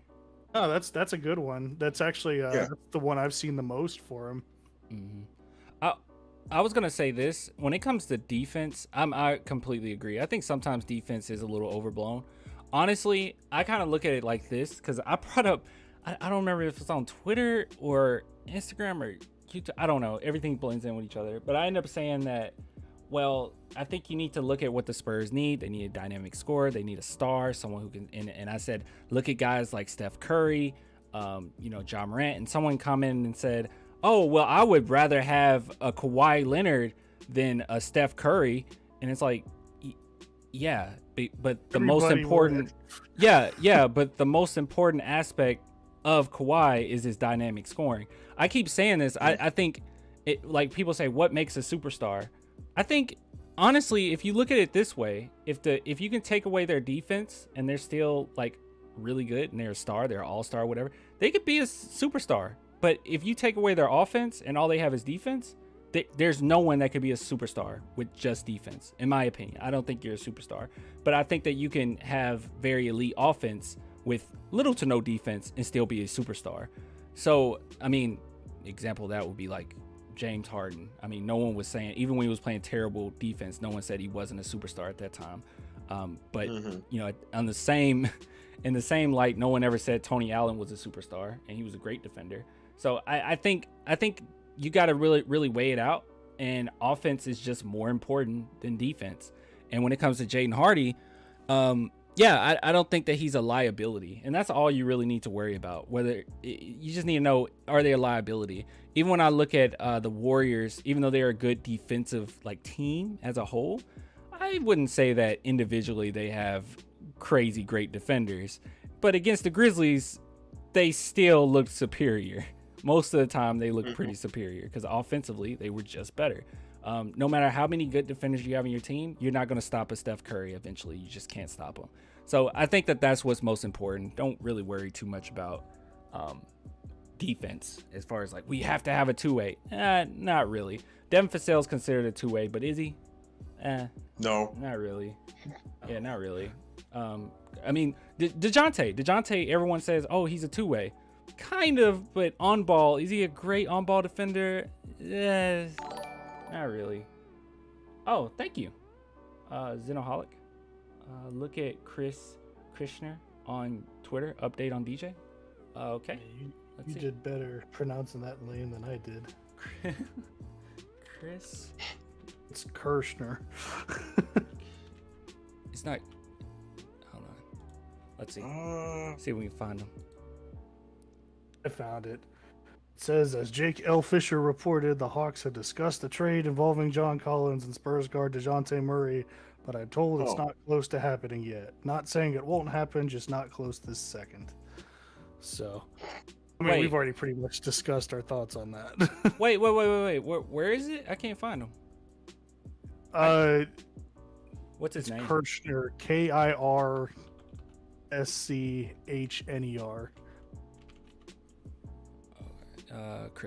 it. All right. Let's see. Ooh, yeah, hot wings. I mean, the dude's a beat reporter for The Athletic. I mean, like I said, I'll believe it when I see it, but I also don't really understand that. Yeah, I don't buy it. Not saying it won't happen, just not close this second. What? All right, but I'm told it's not close to happening yet. It's what? Wait, hold on. They discussed the trade, and I'm told Dejounte just tweeted. Dejounte just quote tweeted and said, "Uh-oh," with a popcorn emoji. Really?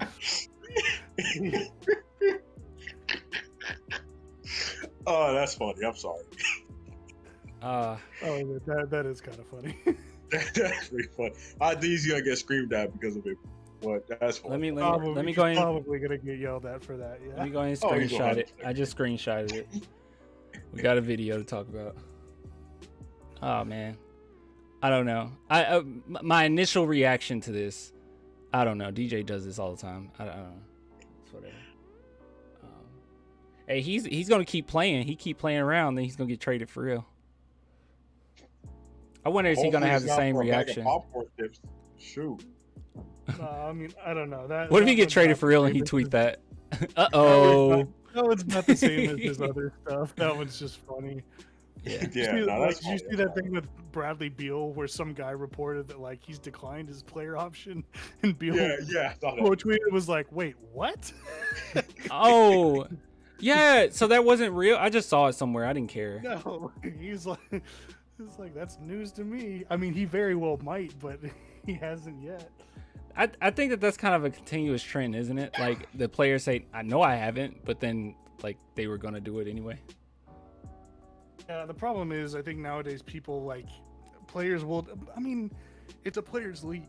They discuss all their options and stuff. I'm sure Dejounte has discussed places he could possibly be traded to if he were traded. Not saying that's ever been like on the Spurs' mind, but I'm sure all these guys think about stuff like that. And like people hear that in passing and they just run with it.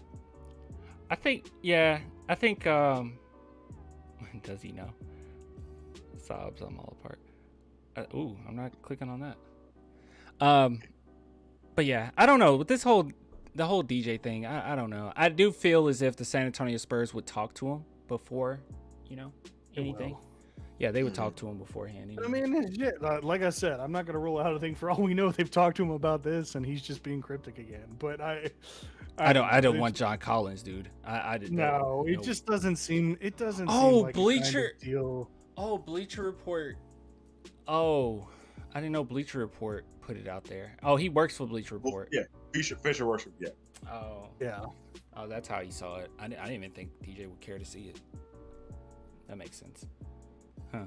Let's see the initial reactions. I'm going to jump off the tower. Jesus. Let's see. For some reason, you tweeting this makes me feel like it ain't gonna happen. Sure.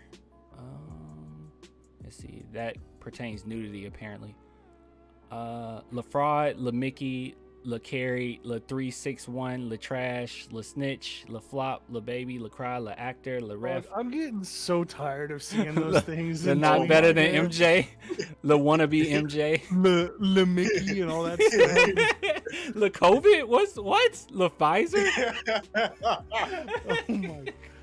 Dude, somebody's gonna name their kids these names one day. You know it's gonna happen. Somebody's gonna put Le before just whatever the name is. Like Cody. What's 1111? What is that? What happened there? Shit, I don't know. La owned by Curry, La owned by Dirk, La injured. You can't come on. You can't get onto him for being injured. That's just mean. I ain't gonna lie to you. Le Pfizer is crazy. Like what the heck? Le Pfizer is crazy. Dude, there's so many random. Like I responded LOL to the DJ thing. Said, "What you think, Clan?" I don't know. I think okay. My thoughts on this. I don't want DJ to be traded for John Collins. No, I refuse to believe that's a reality. DJ being traded, I'm not against it. I think if it can make the team better for the future, I'm all for it. I don't think trading Dejounte Murray for John Collins makes us any better unless we trade him for John Collins and then we dish out John Collins somewhere. Yeah, because, I've heard the Lakers are interested in Dejounte, John Collins, Trae Young, Bradley Beal, Kyrie Irving.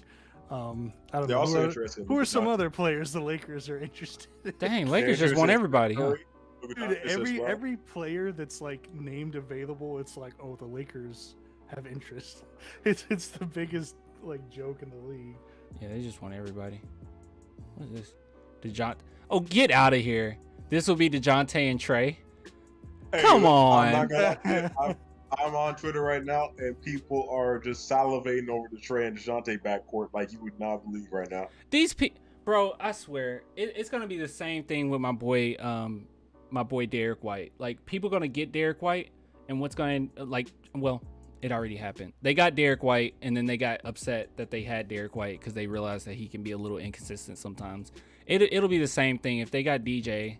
People expect star. Hey, I mean, they did go to the finals with Derek, so they can't. No, dude, I absolutely love Derek White. I'm just saying that he is. Come on, Derek White can be offensively. He can be inconsistent, like especially when you're putting him in the shooting guard position, and he can be a little inconsistent. Wait, Ruru asked something, but I forgot to answer it, and I could have sworn I was gonna get back. Dude, I don't know how to feel. This felt like more of a favor, but I don't know. I thought he was gonna go and draft it. Dwayne Wade's son.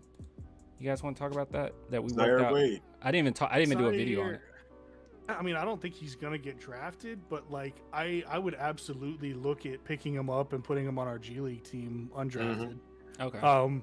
Because he used to play with LeBron James' son, and he was pretty good. He's nowhere near as good as his father is.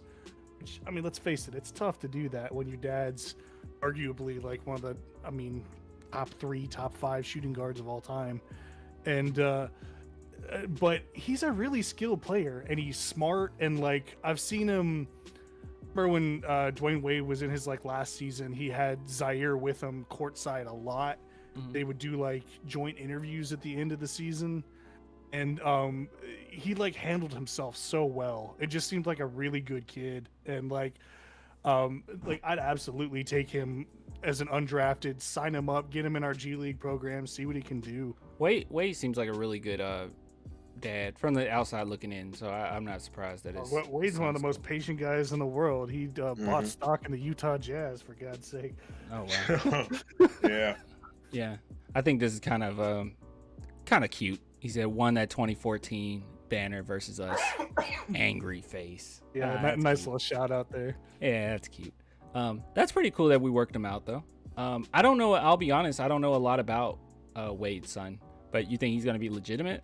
Why isn't he in I don't know if he'll be like amazing. He doesn't stand out at like any particular thing, but I think he could be one of those guys that takes a non-traditional route and eventually makes a roster as like a late bloomer. I think he definitely could be good enough to make the league. He's not going to be good enough to be like his dad. What's the other player that is kind of in the same position? My mind just went blank. Another player. Shaq's son. Is anything going to happen with Sharif? Yeah, Sharif.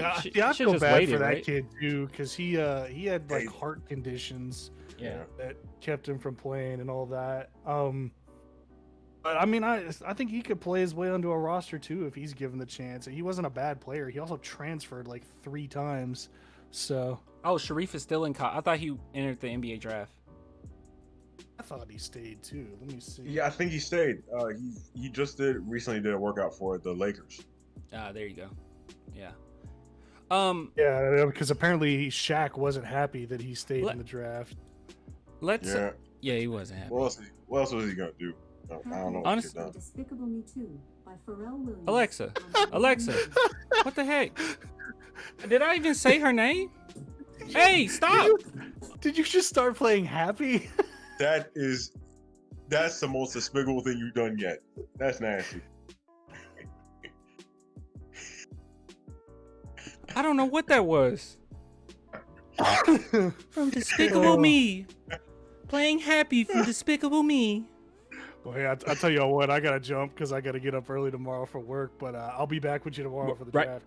Okay, right before you go, because this is what I'm about to talk about. 2nd round pick. Just throw somebody's name out there. Who do you want? Prochida, if they haven't taken him late. Jalen Williams from Arkansas, if he drops. There you go. All right, I like it. All right, dude. I'll see you tomorrow. See you tomorrow, man. See you, Impeccable. I'm glad that guy's gone. That's crazy. I was really appreciating Swishell's input. You just faked. It's just me and you now. Hey. Yeah. Hey. Yeah. So now we can really have the discussion we've been waiting to have the entire time. Yes. What is your thoughts on Kai Soto in the 2nd round? Kai Soto is not gonna make. Okay. Let me go to the bathroom. I'm gonna go to the little girls' room real quick, and then we'll talk about 2nd round if you're down. Yeah, I'm down. All right, 1 second.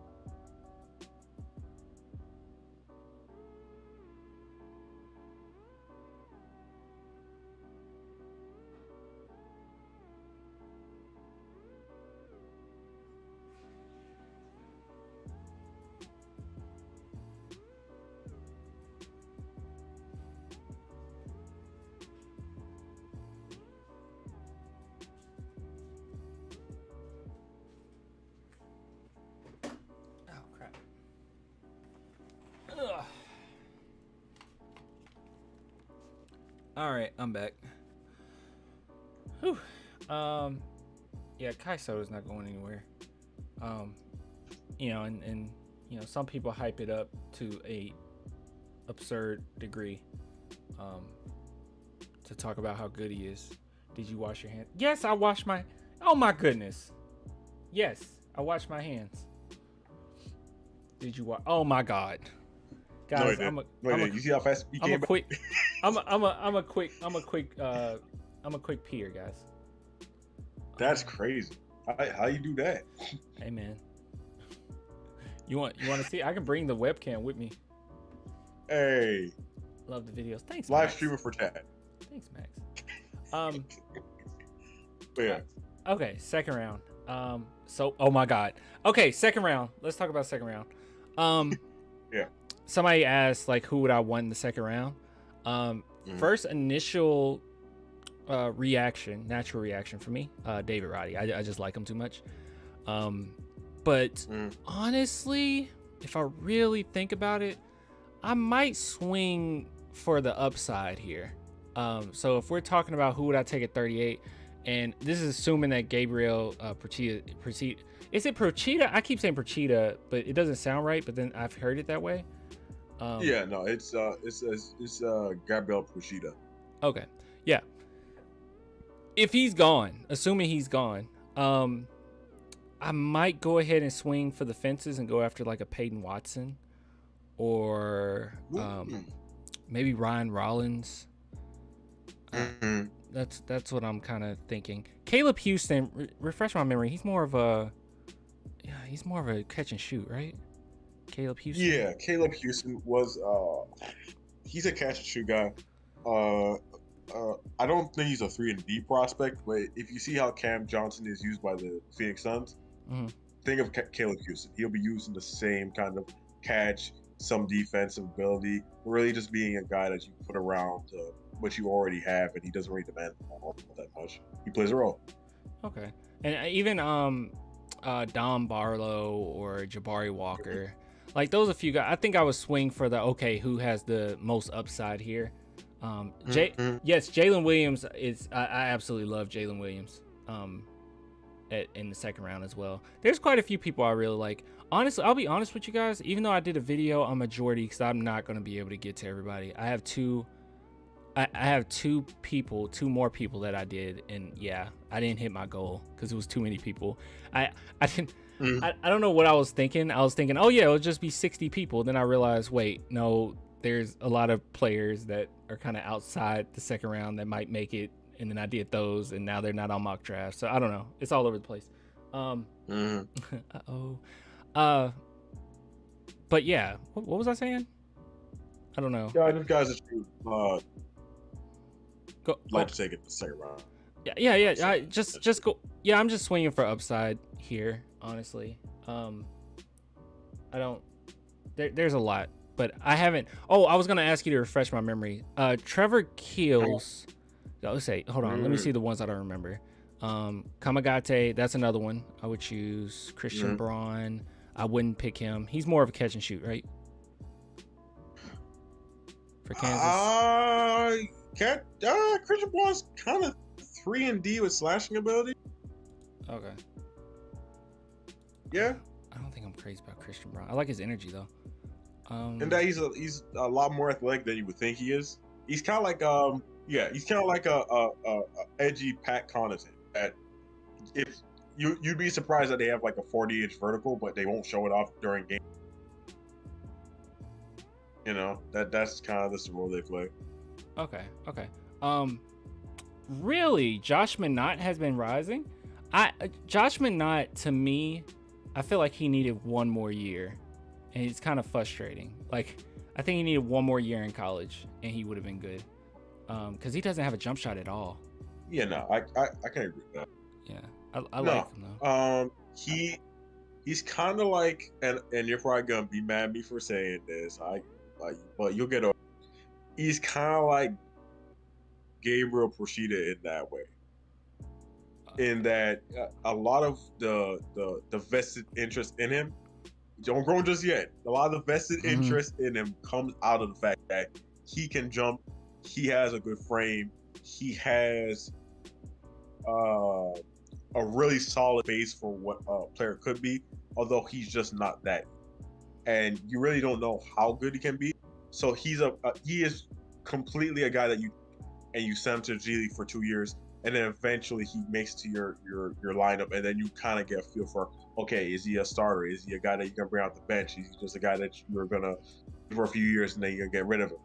You get a good feel for what that's the type of guy that Josh Minot is. Same thing with Gabriel Brescia to a certain extent. Although I think Gabriel is a bit further along developmentally, but not to the extent that I'd be like it's a big gap between. Chen says Primo as a starting point guard. What? Yeah. Yep. Mm-hmm. Yep. Yeah. Josh Primo can be a point guard. Yeah. No. Yeah, that shouldn't be a shot to anybody. No. Josh Primo can be. He's a really good facility. You got to just pay attention, like a little bit. I'm not trying to talk down or anything, but you got to pay real good attention to Primo. He's not a guy that just does one thing well. He can facilitate. Like he's a really good facilitator. A very high IQ player. But yeah, even the Spurs experimented a little bit like this season with him running point. Had him coming, taking the ball down the court and facilitating for his teammates. Even in college, that's kind of what his role was, to facilitate and shoot threes, catch and shoot. So yeah, it makes sense. When he went to the G League, they had him doing that initially until they said, hey, we need you to take over a little bit more. Don't let the Kobe comparisons like sway your judgment here. He can be a facilitating point guard. Like he's been asked to do that, and he's done it well throughout his short career. So yeah, he could be a starting point guard. I don't necessarily. I'll add on. I don't necessarily want him to be that. I think he's capable. I would much rather him be like a shooting guard or even small forward maybe one day. But yeah, I think I agree with you. I think I think his best position is the shooting guard position. I think he could be a good point guard. I think he's a good combo guard, but I think he's kind of like Shai Gilgeous-Alexander in that while he can play the one, he's kind of better at the shooting guard position. Yeah. He's definition of combo. Yeah, and that you don't really want him to be the main facilitator on your team. You much rather have like a true point guard at the one, and just have him in at the shooting guard, and then you can have certain lineups with him playing the one, but maybe not for more than like 10 minutes a night at the point guard position. You much prefer him at the shooting guard, or even maybe at like the small forward position if you buy him as a guy who can hold his own at a small forward or exploit other small forwards who get matched up onto. Yeah. Honestly, looking at the second round, I'm so open about who we could take here. It might be easier for me to just point out the guys I don't want. And some of these I don't even remember for some reason. But Andrew Nembhard, no. He's more of like a pick and roll point guard. I don't really see. I mean, it's not that I don't see a use for him, but I just don't think that that's necessary. Bryson McGowan's, I don't like him.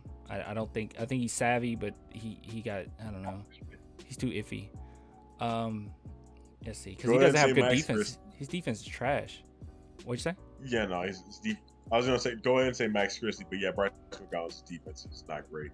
Yeah. Oh, Max Christie's a no, easy. I don't know. Trevor Keel. See, that's one I know his face, but I can't remember what he does well. Could you? I don't remember if he's staying in the draft. I think he's staying in the draft, which could be a mistake long term wise, just because he had a high bypass percentage at the draft combine. He wasn't as quick or as nimble as people were projecting him to be. And he just wasn't as athletic as people were projecting him to be. I think at his best, he'll probably be like a Lou Dort type of player, but I just don't. I don't know. I don't like. I don't know if I would want Trevor Keel. I don't like his height with that frame for some reason. I don't know. I'm not big on him. He didn't really. I'm looking at his stats here. He didn't really light the world on fire with Duke. No. But then you gotta understand the players that he's playing around Paul Banchero, AJ Griffin, Wendell Moore. Wendell Moore. They're big men who was getting touches, or they're big men who were getting touches too. Yeah. So I can understand why he kind of got lost in the shuffle a little bit, but at the same time, I just don't think Trevor's that good. I don't think he's bad. I think he could develop into something decent, but I just would prefer other guys there. At 38, I think you he's one of those picks that you settle for. I'm not, and that's not disrespectful. Well, I guess that's a little disrespectful, but I feel like you just got to settle for him. But no, it really isn't, because I mean, just look at other guys in the second round that I would personally like, even at his position, that would take over. You're looking at guys like a Justin Lewis. You're looking at a guy like a Zebra. Even like Hugo Besson, or even Ron Harper Jr. You know, guys who play defense, can shoot the ball, have playmaking ability. Some of those guys have a little bit of both those things. Some of those guys but they play a role already that Trevor Keels doesn't really play. Yeah, I wouldn't say Trevor Keels is a role player. He's kind of a prospective guy. So it's and they're a similar age to him. So along their development than even he is at the same age, and they kind of have better frames. I would just prefer going with those guys over Trevor, just because Trevor has a name. You know, I think that's what his main. And I wouldn't even be shocked if he goes early second, late first. I still just don't buy into Trevor. Though. I just don't think he's that good of a pick if you take him. Yeah. Ryan Rollins is a good one, I think, at least from what I recall. So I like him. Justin Lewis, like you said, he has that like good defense and everything. Christian Coloco, I wouldn't want him. I don't want Coloco. Really? Let's talk about Coloco real quick. Why do you not like Christian Coloco? What do you not like about Christian Coloco? I don't know. From what I recall, it's been a while since I looked at him, but he kind of moves his feet kind of slow.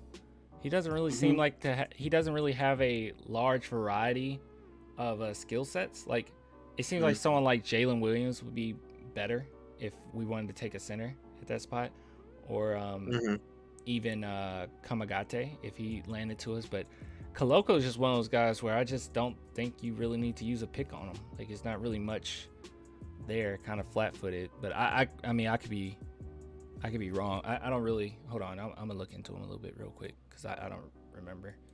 I remember not really caring for him though. What's your thoughts? Yeah, Coloco's kind of like just for an NBA comparison, Clint Capella. That's what I think about. I think of Christian Coloco and his usefulness.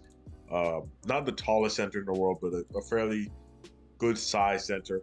I don't think he's going to be able to hold his own against like a Joel Embiid, a Nikola Jokic. I think if he's in the game when those guys are out there, at least at this stage of his development, he's going to get eaten alive. He's going to foul the game immediately. But against offenses that do not run through their center, I think he's going to be a fairly good player. He's got decent size. He's got a good wingspan. He's only 6'10", but he's a decent rebounder. He's a good help side defender as far as shot.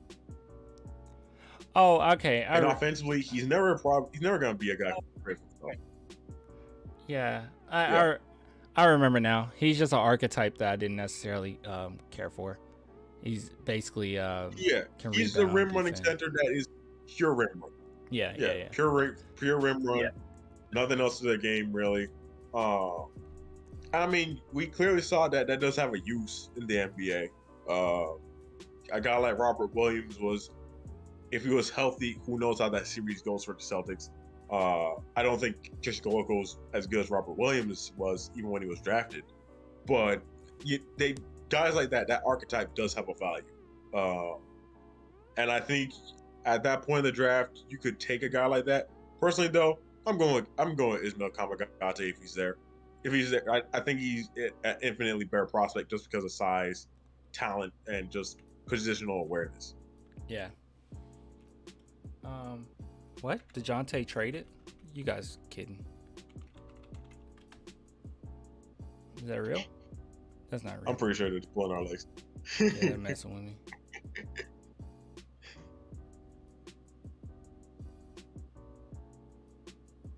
Yeah, you guys are playing. No way. Yeah. Yeah, no. Yeah, I don't think so. My phone would. I think my phone. I have vote, especially around this time of year. I vote on notifications, so I would my phone would have blown up if I saw that. Yeah. All right. All right. Next, let's see. Coloco. Maybe I was a little too hard on him. Maybe I was thinking of a Diop. That was a guy I really don't want. But no, he's not flat-footed. I don't know why I said that. But yeah, He's just defensive minded. He's just an archetype I don't care for. Josh. yeah. I was gonna say because Christian Coloco pretty fleet-footed for a big. It's just Yeah. Mhm. Let me see. And then we mentioned Josh Minott already. He's kind of frustrating. Because I wish he would have just took another year. Caleb Houston, don't care for him. He's just kind of a catch and shoot. Jalen Williams, I really like him. Gene Montero. See, I think this is a guy I wasn't able to look into yet. I think this is one guy I missed. One of the weirdest prospects of the draft. He's so. Did you? Say it again. You kind of going in and out. Yeah, I cut out. Yeah. Did you see anything on John Montero? He's one of the most. You kind of going out again. I cut out again. All right, I'm gonna just. Okay. DJ for a top 3 pick and 2 first rounders. Oh. Guys, honestly, I can hear you. Honestly, if you trade DJ, man, do it to trade up or, get some future picks. I don't necessarily think it has to be like a blockbuster trade by any means. I just think it needs to be something that concretely you look at and you say, this is going to make our team better. But getting John Collins, no. Brian Wright is terrible. Every single move that Brian Wright has made has actually been a good move. Like every move.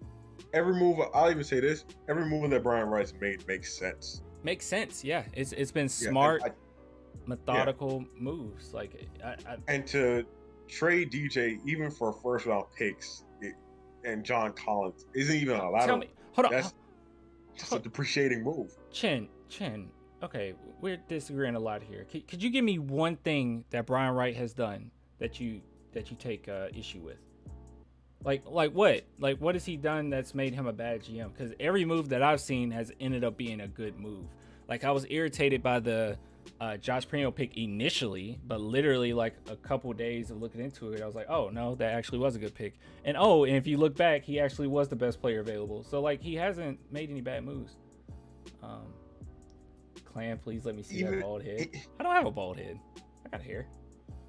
Even if he wasn't the worst player, even if he wasn't the best player at 12, I don't think that was a bad pick. Do I think it was a bit of a reach at that moment? Yeah, man. But at the same time, I mean, I don't think there's anything. Hold on. What? Not you. Hold on. Draft 2021 picks. Hold on. You guys, you can't be serious to say this was a bad pick. This was the best possible pick you could have took. It was a little bit of a reach, but it was not a horrible pick. At the time, who's leagues ahead of Josh Primo right now? Who? Just name it. Because at the time, I was with you guys. I was like, oh, I want Kai Jones. Oh, I want Shingun. But like, looking back now, no, they're not. No. I'm curious to see who they say. Chris Duarte, maybe. Moody. No, I don't know about Moody's nice though. Oh man. Sengun, no. You got some biases. Back at that draft. You got biases here because you guys watch Spurs. You watch the Spurs play all the time, and you look at other players outside the Spurs, and maybe there's highlights here and there, and you're like, oh my goodness, like Shingun. You would have thought that he's amazing. Some of the things that they've shown. He's clearly got sauce. Yeah, he got some sauce. He's clearly got sauce, but he's not better than Primo. I mean, of the guys that came after Primo that I would even say are comparable.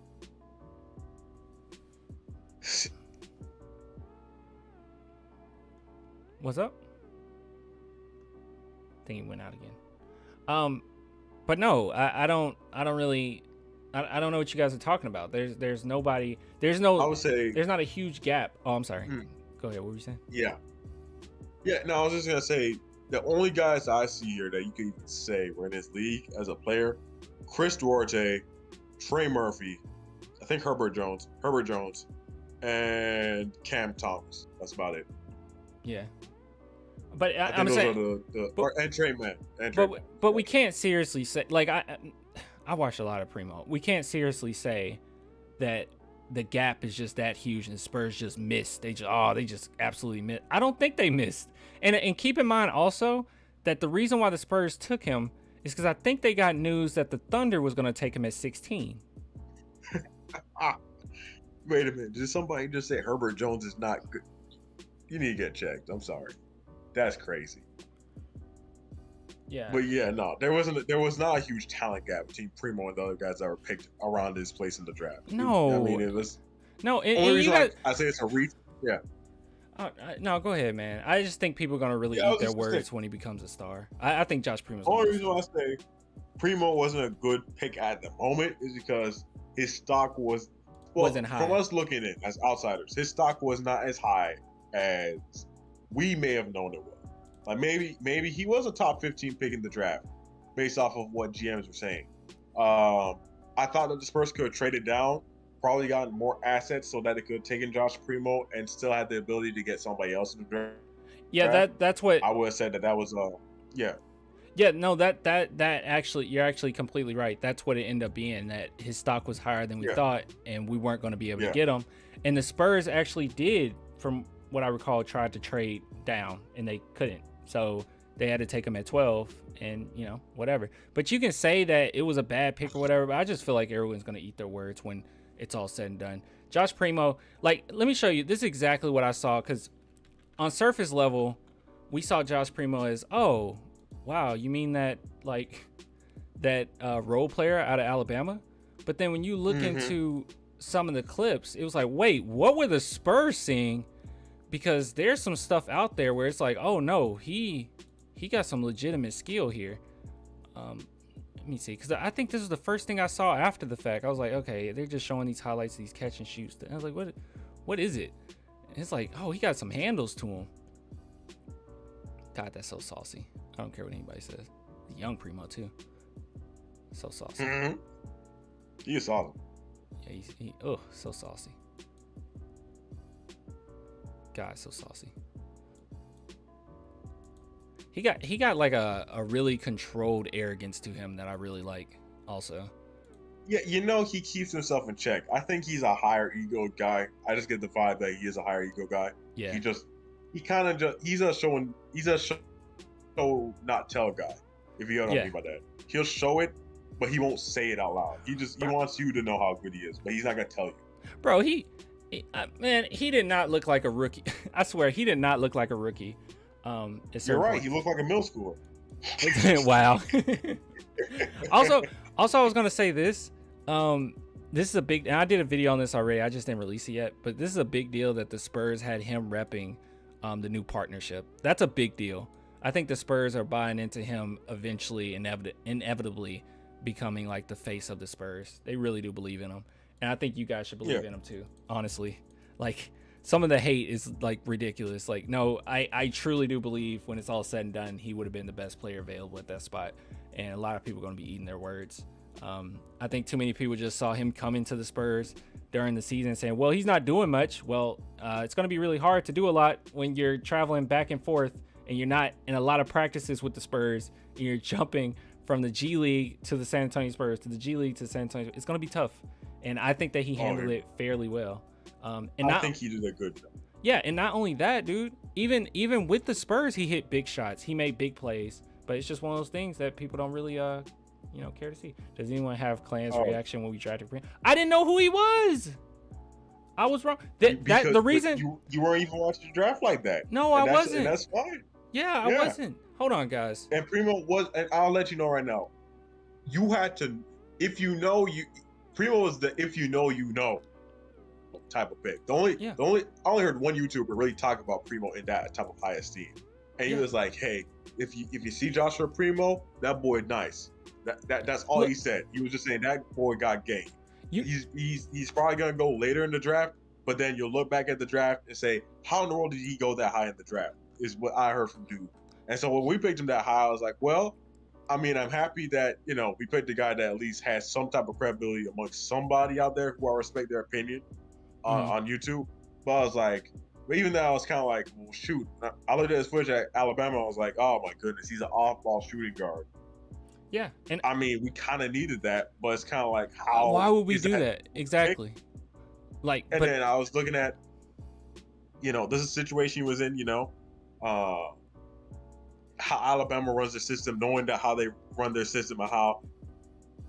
Yeah, he probably could have done more, but he was asked to be that specific role. And that's why I think guys are missing out on the chat right now. Exactly what you're saying is they're not seeing him as a prospect. They're seeing him as the player that he is right now, or what they've seen of him.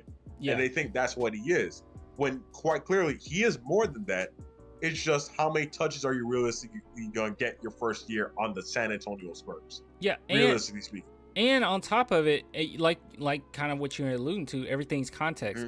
And guys, the reason why I had that initial reaction is because I wasn't necessarily like entrenched into the draft like I am this. The reason why I did all this, and the reason why you're seeing so many videos on draft prospects, is because I don't want that same mistake to happen. I want to at least understand. I don't want to have a reaction where it's like, wow, we took this play, and I don't even know who the player is, Like with Primo, the reason why I had that reaction because I was sold on the fact that, oh, we're going to take a big man.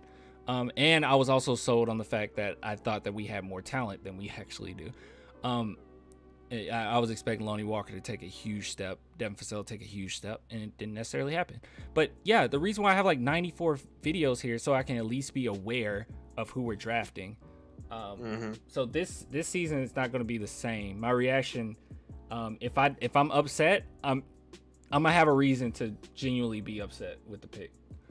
Quite frankly, this year it's a weird year to be upset. Just knowing who the prospects are around our pick and knowing where we're picking at. So many good really prospects. See a reason to be upset. Yeah, I just don't see a reason to be upset. The entire, and I don't say this lightly, the entire first round, at least mocked first round, there's no player I would be upset with. If we grab, at least from what Tankathon's showing here, there's not one player, and maybe Shaden Sharp now, but other than that, there's not one player. And that's not him as a prospect. That's just him as a personality. As a person, leads into him as a prospect. Yeah. Yeah. But other than that, it's like, well, if we take Mark Williams at some point at 20, it's like, okay. I mean, I get it. I will say this, and Sushil had alluded to it earlier actually with Rafael Barlow. He had said, man, and this was the one thing I was like, if we do this, now this would upset me very much. I don't think we're gonna do it. I just don't think it makes very much sense. I really think that's counterintuitive. But he said if Jalen Duren gets picked up by like if the Raptors trade OG Anunoby to the Trailblazers, they get picked 7, and they take Jalen Duren because they do need a center. Then the Spurs are left with like Mark Williams at 9, and they take him. Where does that leave them? I was like, what? If Jalen Duren's not there, we're not taking a center at 9. Like there's a realm in which you take Jalen Duren at 9. And I'm like, okay, but there's no other center prospect really that we would even consider at 9. Yeah, exactly. I'm gonna address a couple of these. Let's be real. Basically, he said you wouldn't be this high on Primo if he was with another team. Well, no, not really. I mean, it kind of depends. Like if he went to another team and he got more playing time, and I was able to kind of notice that, maybe. But yeah, I'm a Spurs fan, so yeah, I don't know. Yeah. I mean, I'm more high on like other teams' players than like my players, so I don't know if that completely holds true. Like I'm more high on, I don't know, just throw somebody out. What's a young player? Just throw a young player out there that's doing Jalen Green. Yeah, I was gonna say, okay, Jalen Green. Yeah, Jalen. I'm much higher on Jalen Green than I am like Keldon Johnson. I just am. So I mean, that would be an example of me not like I don't have this massive. Obviously, I have a bias, but I don't have this like massive bias that completely sways my judgment when it's Spurs. I don't see some of the players that Spurs fans think are stars are going to be stars on this team. I don't agree. I don't think Keldon Johnson is a star in the making. I don't. His playing style just doesn't speak star to me. But I do think that he is a good asset. I do. I'm not 100% sold on like getting rid of him or anything. I think he actually is a really good asset going forward. I'm hoping that sometime down the line, he's still young, so sometime down the line he can take on a Grant Williams type role, or a PJ Tucker type role. Not to say he's not as physically like defensively gifted as PJ Tucker, or even rebounding wise, but just the amount of energy that he brings and kind of being that type of player for you, who's better offensively, I would say, than those two. Well, yeah. I think I mean, and this is gonna sound crazy, especially just knowing how Keldon is. He's a better self-creator than those two by far. Like when I see PJ Tucker dribble the ball, I'm worried, kind of just shaking my head because that means the possession got blown up. Same thing with Grant Williams. If they put the ball on the floor, that possession got blown up. There's no reason for them to even dribble. With Keldon, I can live with him dribbling the ball a few times, trying to create something for himself or trying to figure out what he wants to do on offense. I think that's the main thing with Keldon. Two guys that I think have gotten the worst end of the stick, so to speak, on this team right now is Keldon and Devin, especially in this draft class. Seeing the prospects that we're looking at, and them primarily being wing prospects. If they're not playing the 4 position, they're playing that small 4 position. Devin and Keldon have really gotten the worst end of this because we're talking about them as if they're very expendable, and that just kind of projects not as well as you would hope it would for those guys. I was about to address something real quick. Yeah, I just noticed. Somebody mentioned bringing Tari Eason. First off, I really do like Tari Eason. But they said DJ, Fasell, Johnson, Tari Eason, and Pirtle. That's a huge defensive lineup. I don't think it is. I don't think that's a great, wonderful defense. Keldon Johnson is not. I hate to say this. He's not a great defender, at least from what I've seen. Especially this season, he's not a great defender. I think that's a little overblown. Keldon is good if he's not forced to step on the perimeter. If he's allowed only 20 feet away from the basket, if he's within that range, I'm comfortable with Keldon. But the minute that you not bring a good him past defender. the perimeter, because he's a small. Yeah, because that's not a good defender then. Because he's a small. But no, but here's the thing. That speaks more to the fact that, like Jim said, he's physical. That speaks to the fact that he's a big body. That's what he is. He takes up space, and that makes it naturally harder for you to get off your shot if you put him in that position. But the minute that you put him on the perimeter and you're forcing him to laterally keep up with people, that's not what that's not what he does. That's not Keldon. That's not what you ask of him. And please don't bring up Fasell as a good defender. He's not a good defender. Chad, don't do that. Don't do that. It's kind of a really hard thing because I know they've been kind of like packaged and sold as defenders, and I don't think there's anybody on our team that's a great on-ball defender. Like even Dejounte Murray, I think he is the best defender, best perimeter defender, but he's more of like a pickpocket or opportunist or, like kind of disruptive. Yeah. He's not necessarily a good on-ball defender necessarily. Like, and he has a hard time getting around screens and he's not a great defender. I mean, there's so many players that put up buckets against us. And it didn't matter who was guarding them. The best, and this is, I'm sure there's going to be like, of course you would say this, but I think it's the truth. The best defender that we had on the team was Derek White. Like, I think he was the best on-ball defender, and I think Popovich believed that too, because every single time that we went against a really good player, if you notice, it wasn't Dejounte Murray who was the one-on-one defender there. It was always Derek White. It was before and after DJ's injury that they would kind of go with Derek White as far as being the main defender for these guys because he's a better on-ball defender. But DeJounte is a better pickpocket. And that's just looking at their strengths. DeJounte is, I would say he's good. I think he's a good on-ball defender for a guard, especially for a point guard. He's a good on-ball defender. He's not Drew Holiday. He's not Marcus Smart. But he is a quality enough on-ball defender that you can live with him being your main guy on defense at the point guard position. But that's not where he's best at. He, as you said, he's best as a pickpocket, a ball hawk. You put him as a guy that plays really good help defense. Like if you have a point of attack defender guarding somebody and he comes from the weak side and is trying to pickpocket them and or shut them off from passing the ball out and forcing a jump ball situation. That's where DeJounte is at his best. The worst part is he hasn't been surrounded by talent that really forces him or even helps him play to his best strengths on defense. He hasn't really had that point of attack defender on his team. strangely enough, what Jamie said about Primo is going to be our best defender. I think Primo is a really good defender. I know. I think he really is. He's a really good defender. I don't think he'll ever be our best defender. Well, if we get like Dyson Daniels in this draft, I think Dyson Daniels is a better defender overall. I don't think he'll be our best defender. I just don't think that's his main strength. I think he doesn't come off as a guy who's going to be 100% defense 100% of the time. He comes off as a guy who's going to pick, kind of like Kobe. He's going to pick and choose when he's playing defense and when he's not playing defense. He's not going to try to be Mr. Lockdown 100% of the time. I just don't buy that in it. No. He won't be like a lockdown 100% of the time. Yeah. I just see him more of kind of like Derek White. Even though I say he's the best defender, he wasn't a lockdown defender necessarily, but he was the better on-ball defender. I kind of see that from Josh Primo. He has a very high defensive IQ that I could see him being like a really good defender, but that won't be his number one strength, and I don't think it has to be. I don't want it to be. No. Yeah. That's not his main sell. That's not how he, and I think that's a lot of the opinions that I tend to see, especially when it comes to some of the prospects on this team, is people are buying into what the prospects are sold as far as their archetypes. Yeah. So when we say, when you, me, and Swishy all say, hey, Devin Vassell's not that good on defense. He's not a great on-ball or off-ball defender. He is sold as that, and that's what his archetype says he should be. That doesn't necessarily mean that's what he is. Yeah. You know? It's what he said he should be.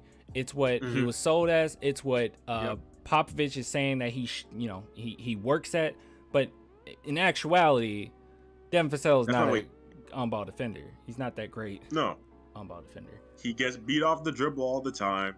He gets in bad positions naturally. He kind of relies, like every long-arm defender in the NBA, he kind of relies on his wingspan to really make up for bad defensive positioning. Bad off-ball defender too. He gets caught a lot. I mean, his on-ball and off-ball numbers, as far as the tangible numbers, as well as the plus-minus impact that he has on the defenseman, are not good objectively. Like it's not even like just an opinion. Objectively, he's not great. What? Doesn't mean he can't prove or become a good defender. It just means that currently that's just not what he is. Yeah. We're talking about Devin Vassell. God, Clan, my man, Clan. What is it? What's up? Excited for you. Good Lord. The day of the draft. Good Lord. Some people were asking. They're like, "Is the draft tonight?" It's like, no, it's tomorrow. I'm excited for that.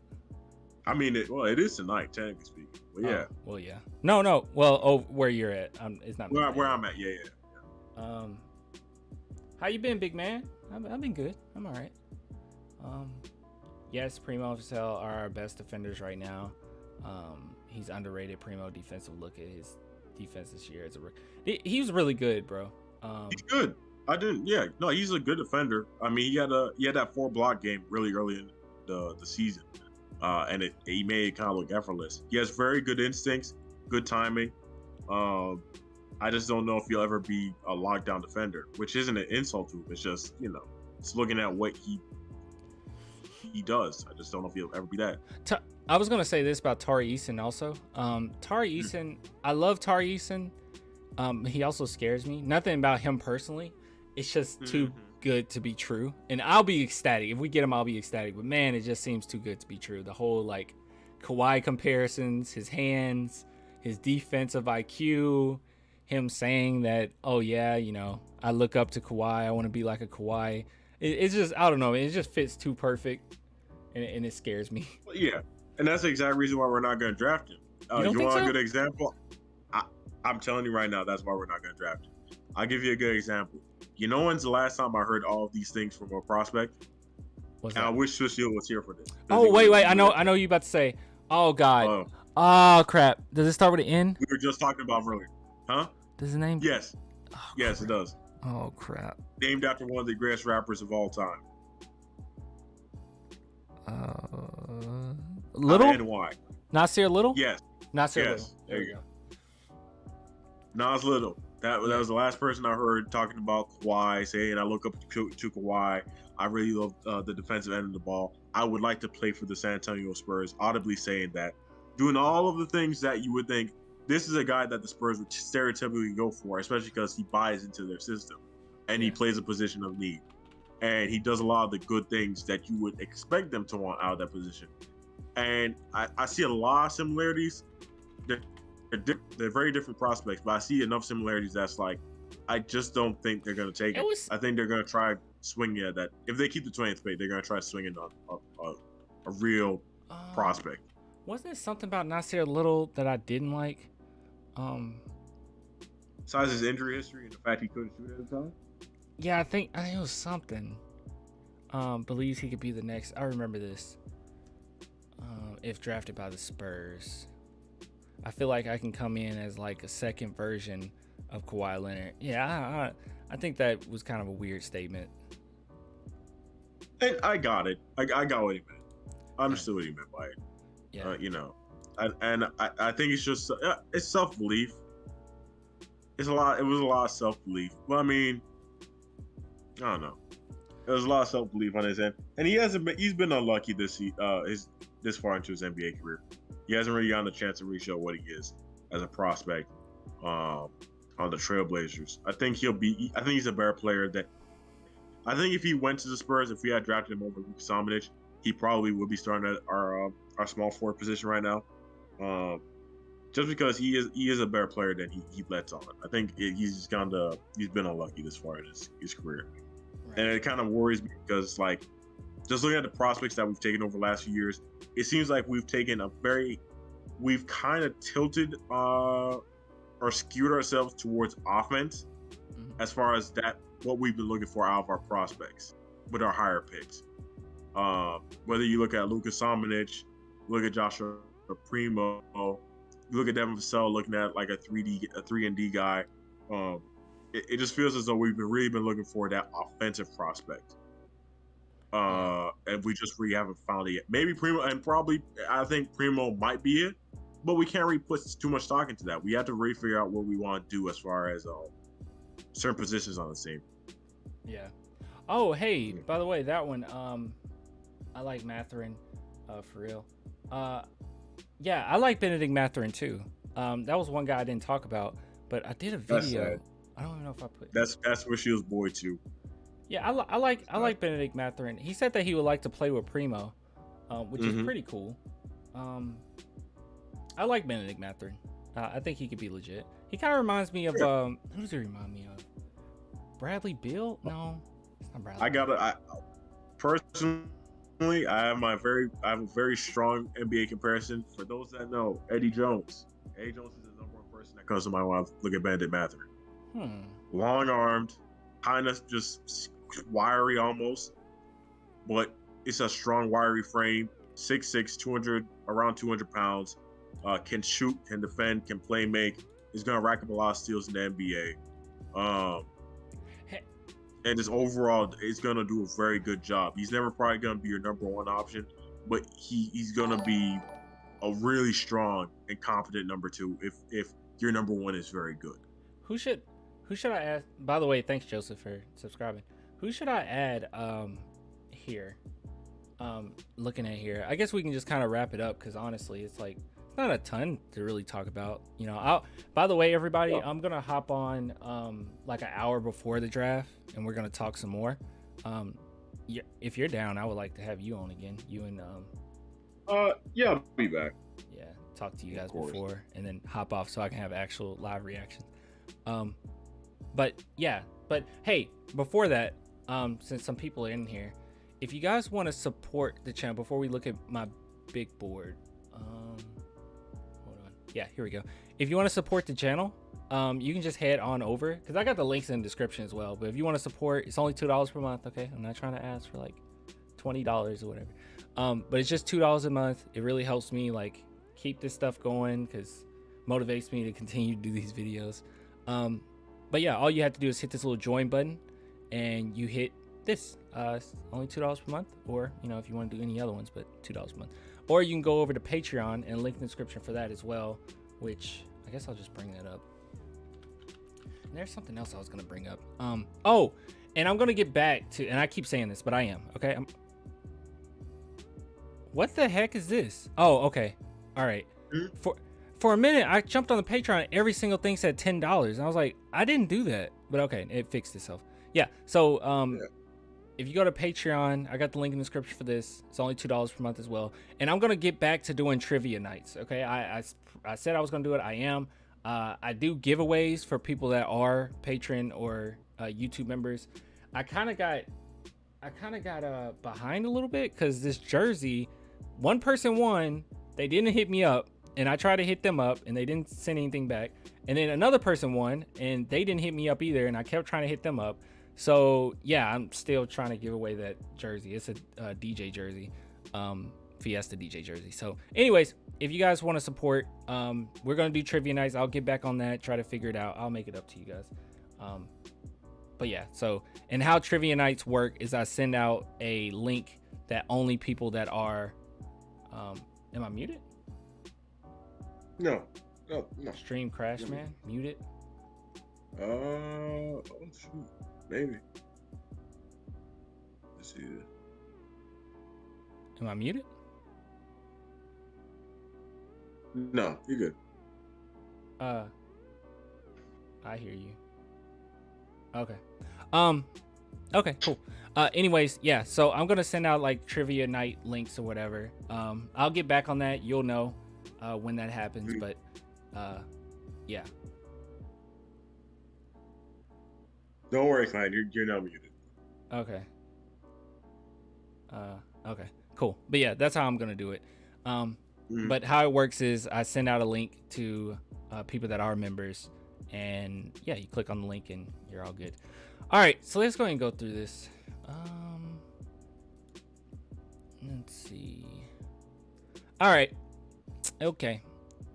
All right. Okay. So, is there anyone on here that you take contention with? Like anybody that you feel like I'm blatantly missing? These are just my favorites, so it's not necessarily like, oh, I would be so against like Chet Holmgren. Like, no, I like Chet Holmgren. It's just that he's not my favorite. So yeah, this is kind of. I wonder, should I move this around at all? I mean, I must admit, I am a little bit shocked. Jeremy Sohan is as low as he is. Oh yeah, man. I kind of came to my senses a little bit. That's crazy. Yeah, I love Jeremy Sohan, but I kind of came back. Back to reality. Yeah, I came to my senses. No. It's like the crazy thing is. What's up? I was gonna say the crazy thing is him at 9 is not a bad pick. I don't think it's a bad pick. It's not. I think it's a very speculative pick, but I don't think it's a bad pick. Yeah, for sure. But yeah, I said Procida just because I really want Procida. That's not necessarily like get him at 9. I don't think that's a good idea, but he's just the 6th favorite player I have in this draft. So I'm super high on him. Johnny Davis, I might have to move that up, man. Honestly, he's a good player. Yeah, I mean, he's a good player, man. I don't know what to tell you. He does a lot of the things that we need as a prospect. I'm gonna move him up. I actually like him. I'm gonna put him right behind Jeremy Sohan. Yeah. Fair. Yeah, save that. There's someone I'm missing actually. Hold on. Hold on. There's a player I just did a video on that I'm straight up missing. Darius Days. Do I have him on here? Darius Days is not a real player, actually. Oh, I do have him on here. Oh, he's not a real player. No. Darius Days is a guy who I'm expecting to go undrafted. I don't think he's gonna get drafted, and if we do draft him, it's gotta be a 38th pick. But I don't think he gets drafted. I got him at 19. He's my 19th favorite, right in front of Kamagate. I'm good. No, that's fair. Like right there though. Darius Day. I don't know, man. Darius Day is one of those guys. At least when I was looking into it, was like, dude. I mean, that frame. I know he's only 6'7", but that frame and the way that he utilizes his frame, and he's a nice catch and shoot, and I don't know. It's just a lot of utility you can get out of him. I could see him being moved to center in smaller lineups, or just be. I know this comparison gets thrown out a lot for anybody who is thick. Yeah, I said it. Anybody who is 6'7", 6'8", and just thick. Paul Millsap. That's what I see when I see Darius Days. Is that version of Paul Millsap. Same thing with EJ Liddell. I see Paul Millsap isn't in their approach to the game. They shoot, they play a lick of defense, they rebound, and they can play around more ISO-centric players, such as like if Primo ever becomes an ISO-centric guard in the league, he can play. Darius Days can play around. Same thing with EJ Liddell. Those guys are just good team building guys. Yeah. Well, these are my guys. So I got Dyson. Yeah, these are the more like people we'll probably get to get. Dyson Daniels, Tari Eason, Procida, Jeremy Sohan, Johnny Davis, Benedict Mathurin, Ousmane Dieng, Jaden Hardy. I'm huge on Jaden Hardy. Jalen Williams, Jalen Duren will be my 13th favorite. Ty Washington is 14. Marjon Beauchamp, David Roddy, Jabari Walker, Dominic Barlow, which I might need to move him around. Darius Days, Kamagate, Jalen Williams, Hugo Besson. I like Hugo. Hugo's nice. Yeah, and I'm sure I'm missing some people, but these are my top. These are the ones that matter. What's up? That's hilarious. I always find it funny how, and I guess I don't know if there's any Chet fans in the chat, but I do find it.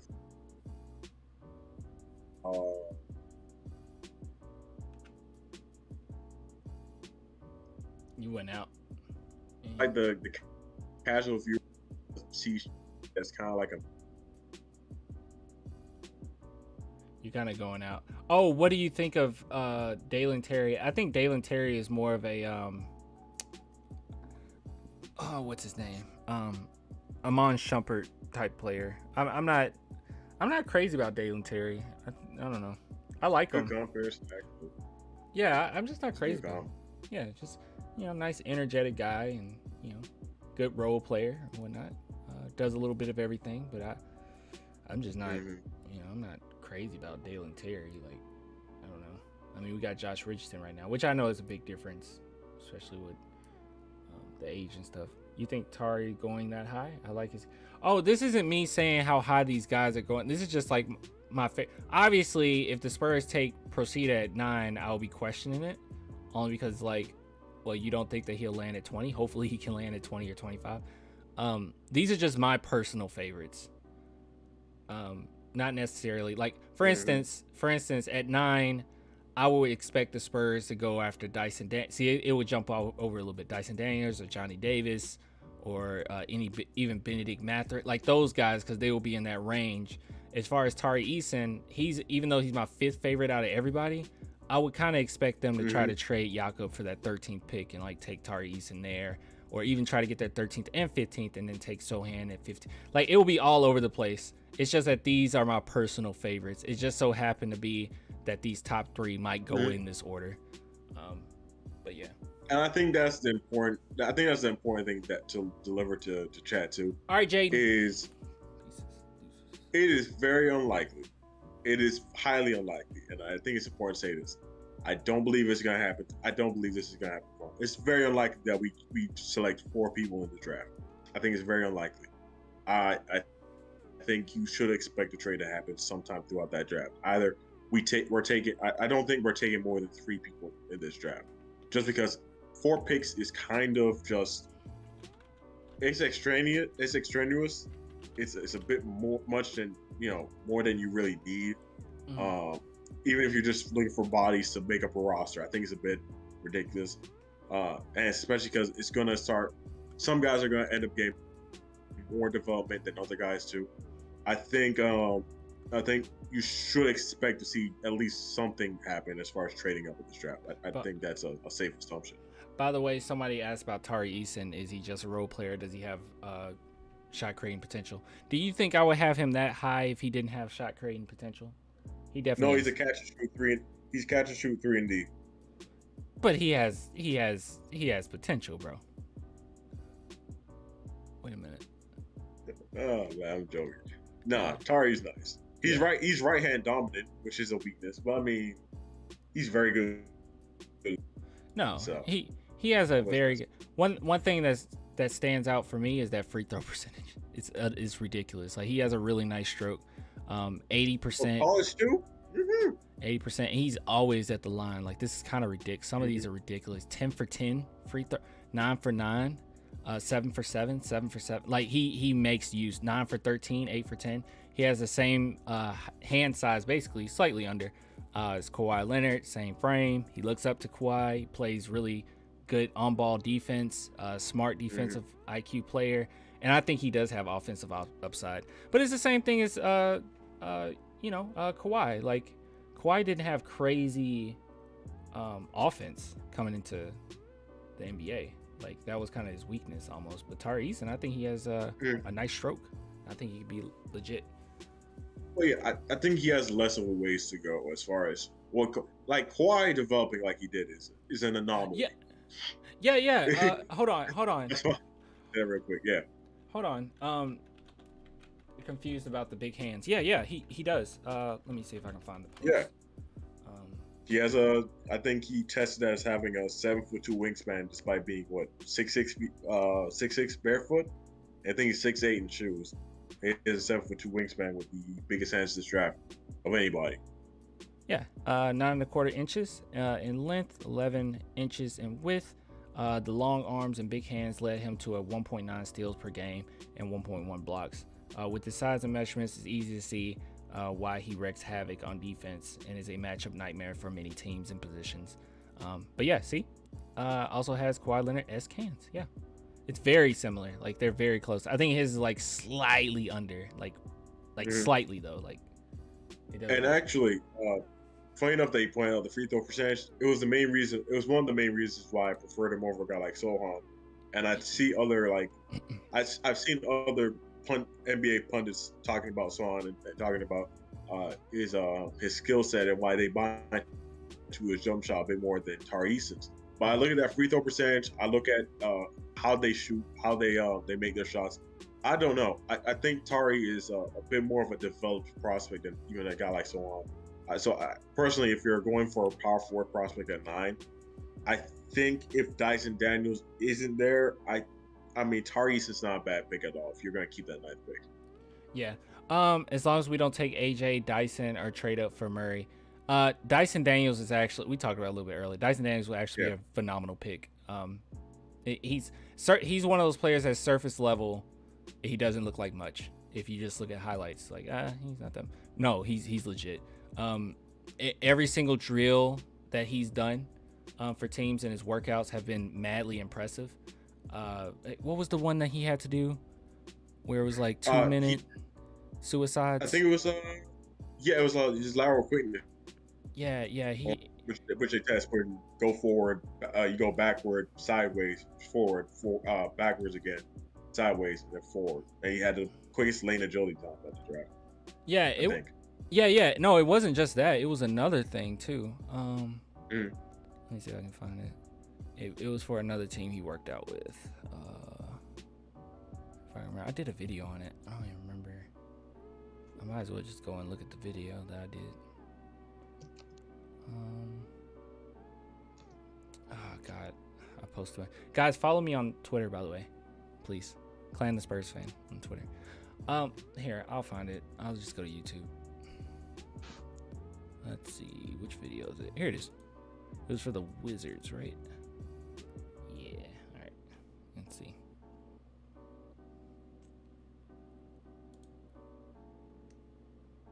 Hold on. Here it is. Ty Washington did not do the Wizards' infamous 20 lines in 2 minutes, which is like suicide's drill, due to knee bruise, but said Wizards officials were buzzing about Dyson Daniels being the first prospect to finish it in years. He heard not since Aaron Holiday. And what's kind of significant about that is Aaron Holiday's like what? How tall is he? Like 6 feet? Yeah, 6 feet.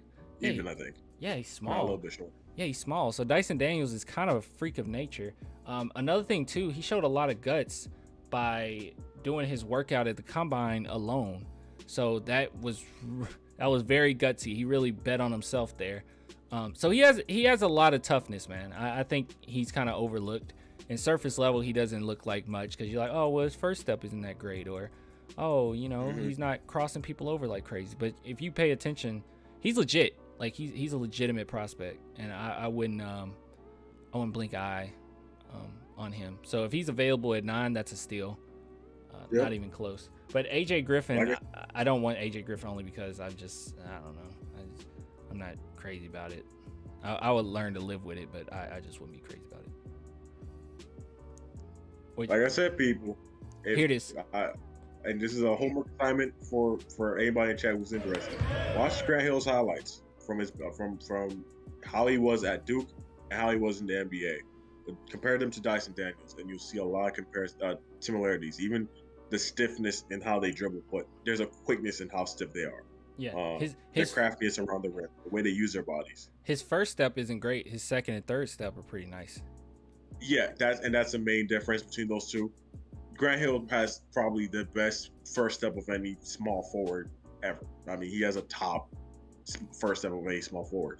Whereas Dyson, you're not looking for that first first step, but you're looking for that second and third step, like you said, where it's once he gets momentum, he's gonna be a force at the rim, or at least at creating pressure. And by the way, me showing you guys this, like, once again, surface level, this doesn't seem like much what he's like working out at the combine, but this is a lot of pressure because most players, when they do their workouts, they do it in groups, which makes it a little bit easier on them. But this is like nonstop, him just going at it. And what even adds more to this is the fact that not only did he bet on himself by being exposed to like all of these different execs, but he also during this, I mean, you have to do this drill.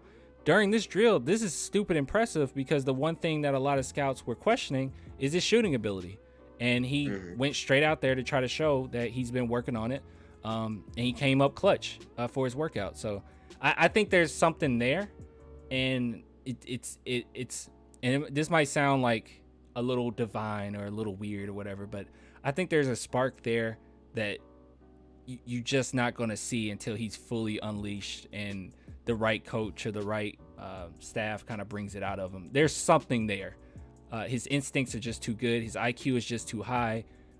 Athleticism just too much. We talked about earlier how he has a really nice self-awareness about himself. He believes in himself.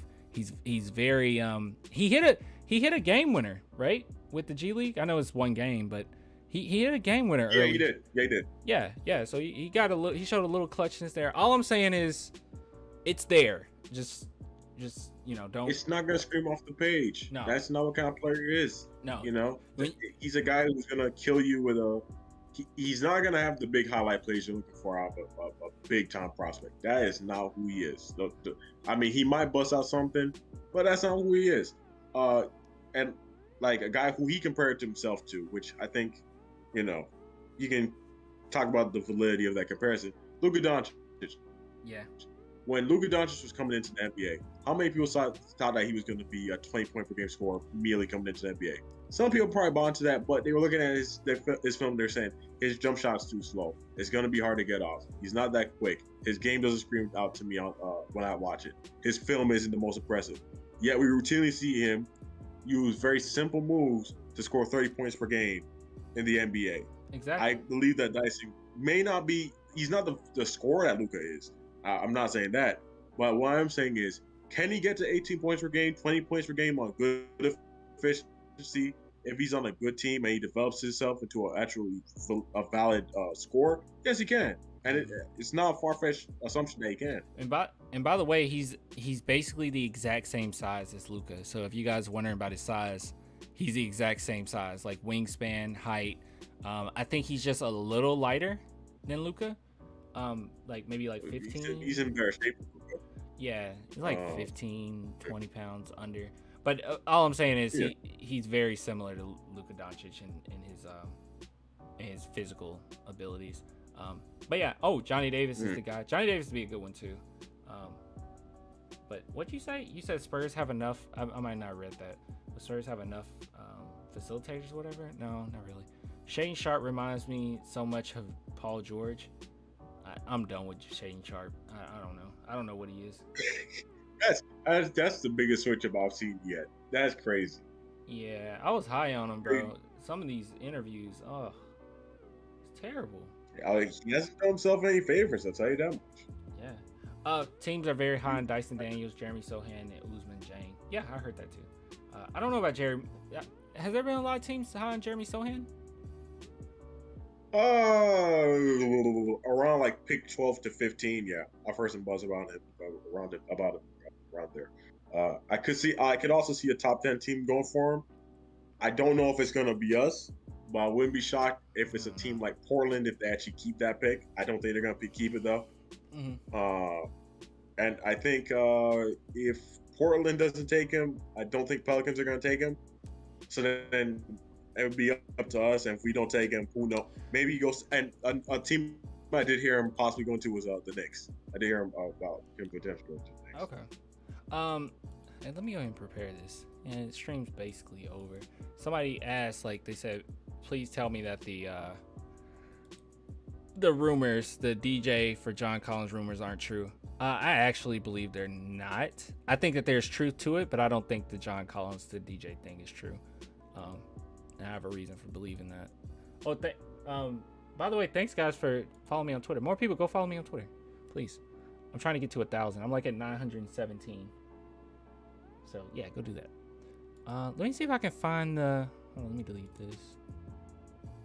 Delete this. I'm gonna go ahead and just prepare for this next video.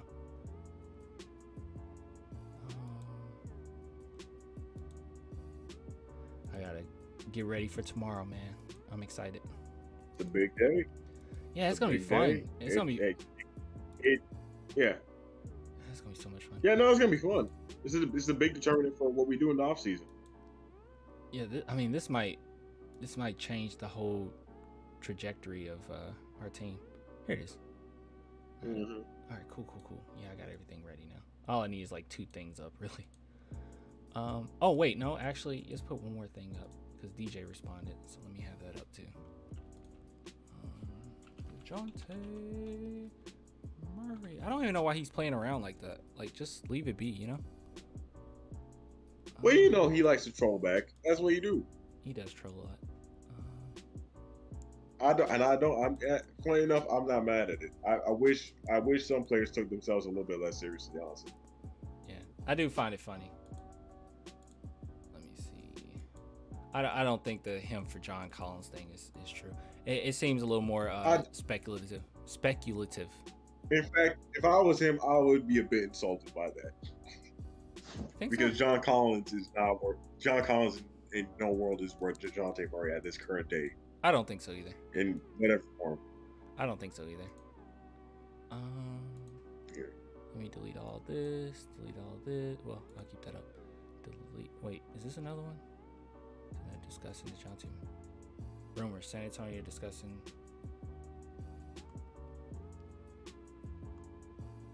Dang, I found that this quick. All right, let me put this over here. All right, delete that.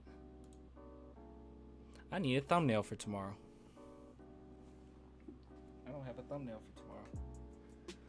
For the big day. I guess I don't have to create a live stream yet. I can just create it tomorrow. Why can't Luka lose weight? Wow, I did not know that. What were we talking about at that time, Keon? Where you say you can't? I can't.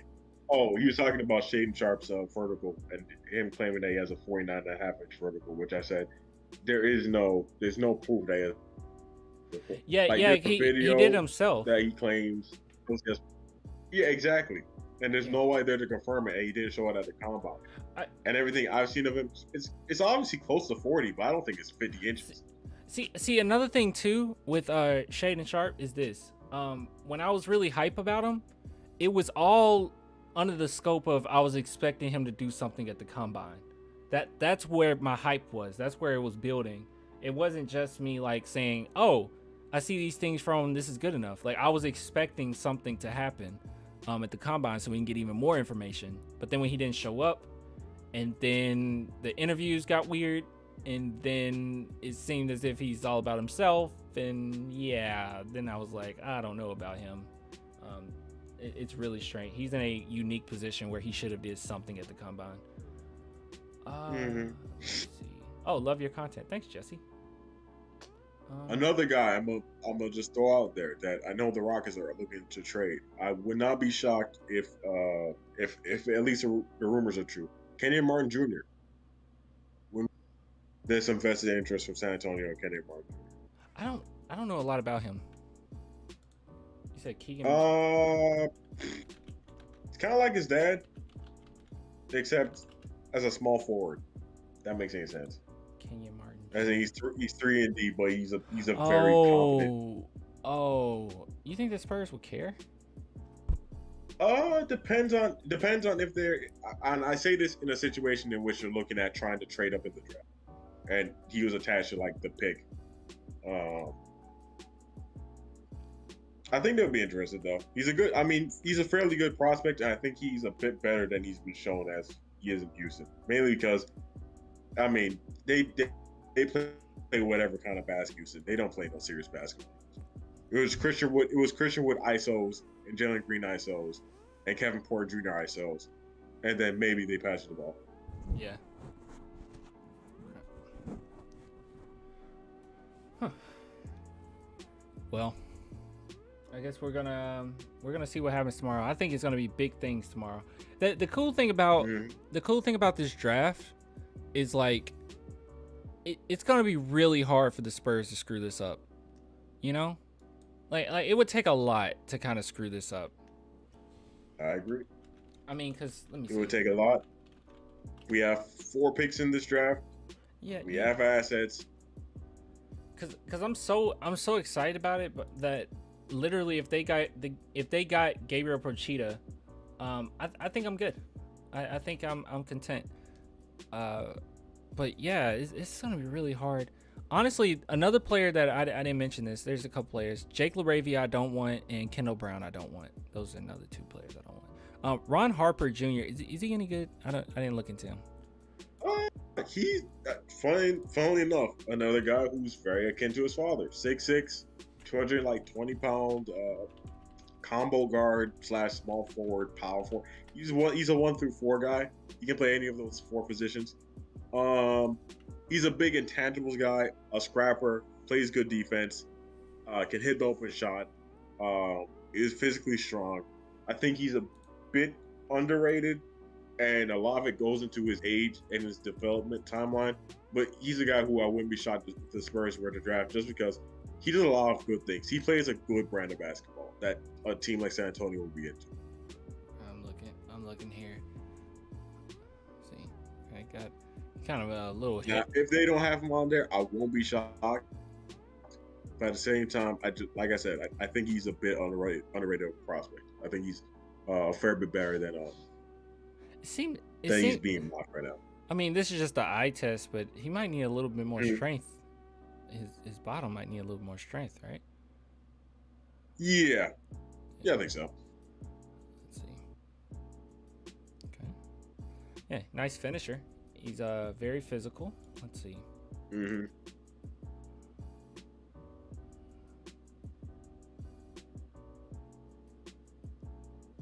Okay. Yeah, he does play a nice brand of basketball.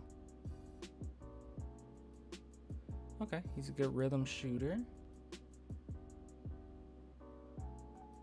Okay, ain't nothing wrong with that. Yeah. Self-creation traits. He's a second round guy, but I wouldn't be shocked if that's a guy that, same thing with like a Quentin Grimes from last year. They do a lot of the same things as it. They play a good brand of basketball. They play tough. They play physical. You can always use that off the bench. I haven't heard a lot about him, so okay, good. Defense. Yeah, he hasn't gotten a lot of hype out of. I want to say he went. I'm not looking at it right now. I think he went to Rutgers. Yeah, he did. But Rutgers, they don't play competition. Yeah, Rutgers don't play. Yeah, that's one thing that kind of worries me about some. Like it doesn't fully matter, Like if you got the talent, you got the talent. But sometimes, like, that's a step under some of those other prospects. Case in point, guy that you were talking about earlier for a second, was it Jean Montero? Oh yeah. Yeah. Patrick Baldwin is he's a completely different case. But yeah, he went to overtime elite. went over there to show off. He was a top 20 pick at one point during the entire draft process, and now he's ranked behind Kennedy Chandler, and he's looking like he's going to be a second round draft pick, where he was kind of slated to almost be a lottery pick. And so that can happen. That can happen when you don't play competition, and if you don't play competition and you look a little bit mid, it can really kill your ranking. If Spurs, you said that we think trade lined up for Murray and Ivy. Maybe. I don't know. Murray traded, man. If you trade Murray, I wonder if the Spurs will start looking, which I don't think they'll have to, but I wonder if they would go after a guy like Kennedy Chandler or something. I don't know. Yeah, and for Keegan Murray. Keegan Murray. Okay. I don't think they're trading up for Keegan Murray.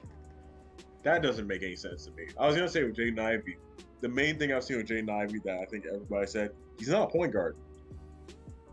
There you go. Someone in the chat said it. He's not a point guard. He's a shooting guard. He's not a natural point guard. Like people forcibly look at his athleticism and say he's like John Morant. Why can't he be John Morant? He could be like John Morant, but if you play him like John Morant, you're lessening what he is. He's a shooting guard. Let him be a shooting guard. Yeah. Yo, Clint, I just got 151 subs. Sorry. That's good, man. That's Julio. Nice. Did you just... Yeah, you just started the channel, I think. That's pretty cool. I hope this channel takes off. It'll be really nice. I wonder how many subs we can grab tomorrow. Well, listen, you're going to have a busy next few days. Oh, man, it's going to be fun. A lot of traffic. I have so many freaking videos. Today was very frustrating because I had videos lined up, but stuff kept happening, so I had to put it on the back burner. I'm gonna put another video out in maybe an hour. I'm gonna schedule it for an hour. Actually, I might schedule one for an hour from now and another one at 3 in the morning or something. Yeah, just because I don't really have any time. It has to be uploaded, and then I'll just upload the DJ stuff tomorrow. Clan is the man. Love your Spurs content. Thank you. I want to start transitioning into doing more draft stuff. Even after all this, start talking about even high school recruits here and there. Well, listen. I mean, if there was a year to do it, next year's the year, brother. Yeah. I think that would be a good thing to do. And I am gonna start talking a little bit more about NBA stuff, like maybe briefly. But yeah, it'll be Spurs centric for sure, always.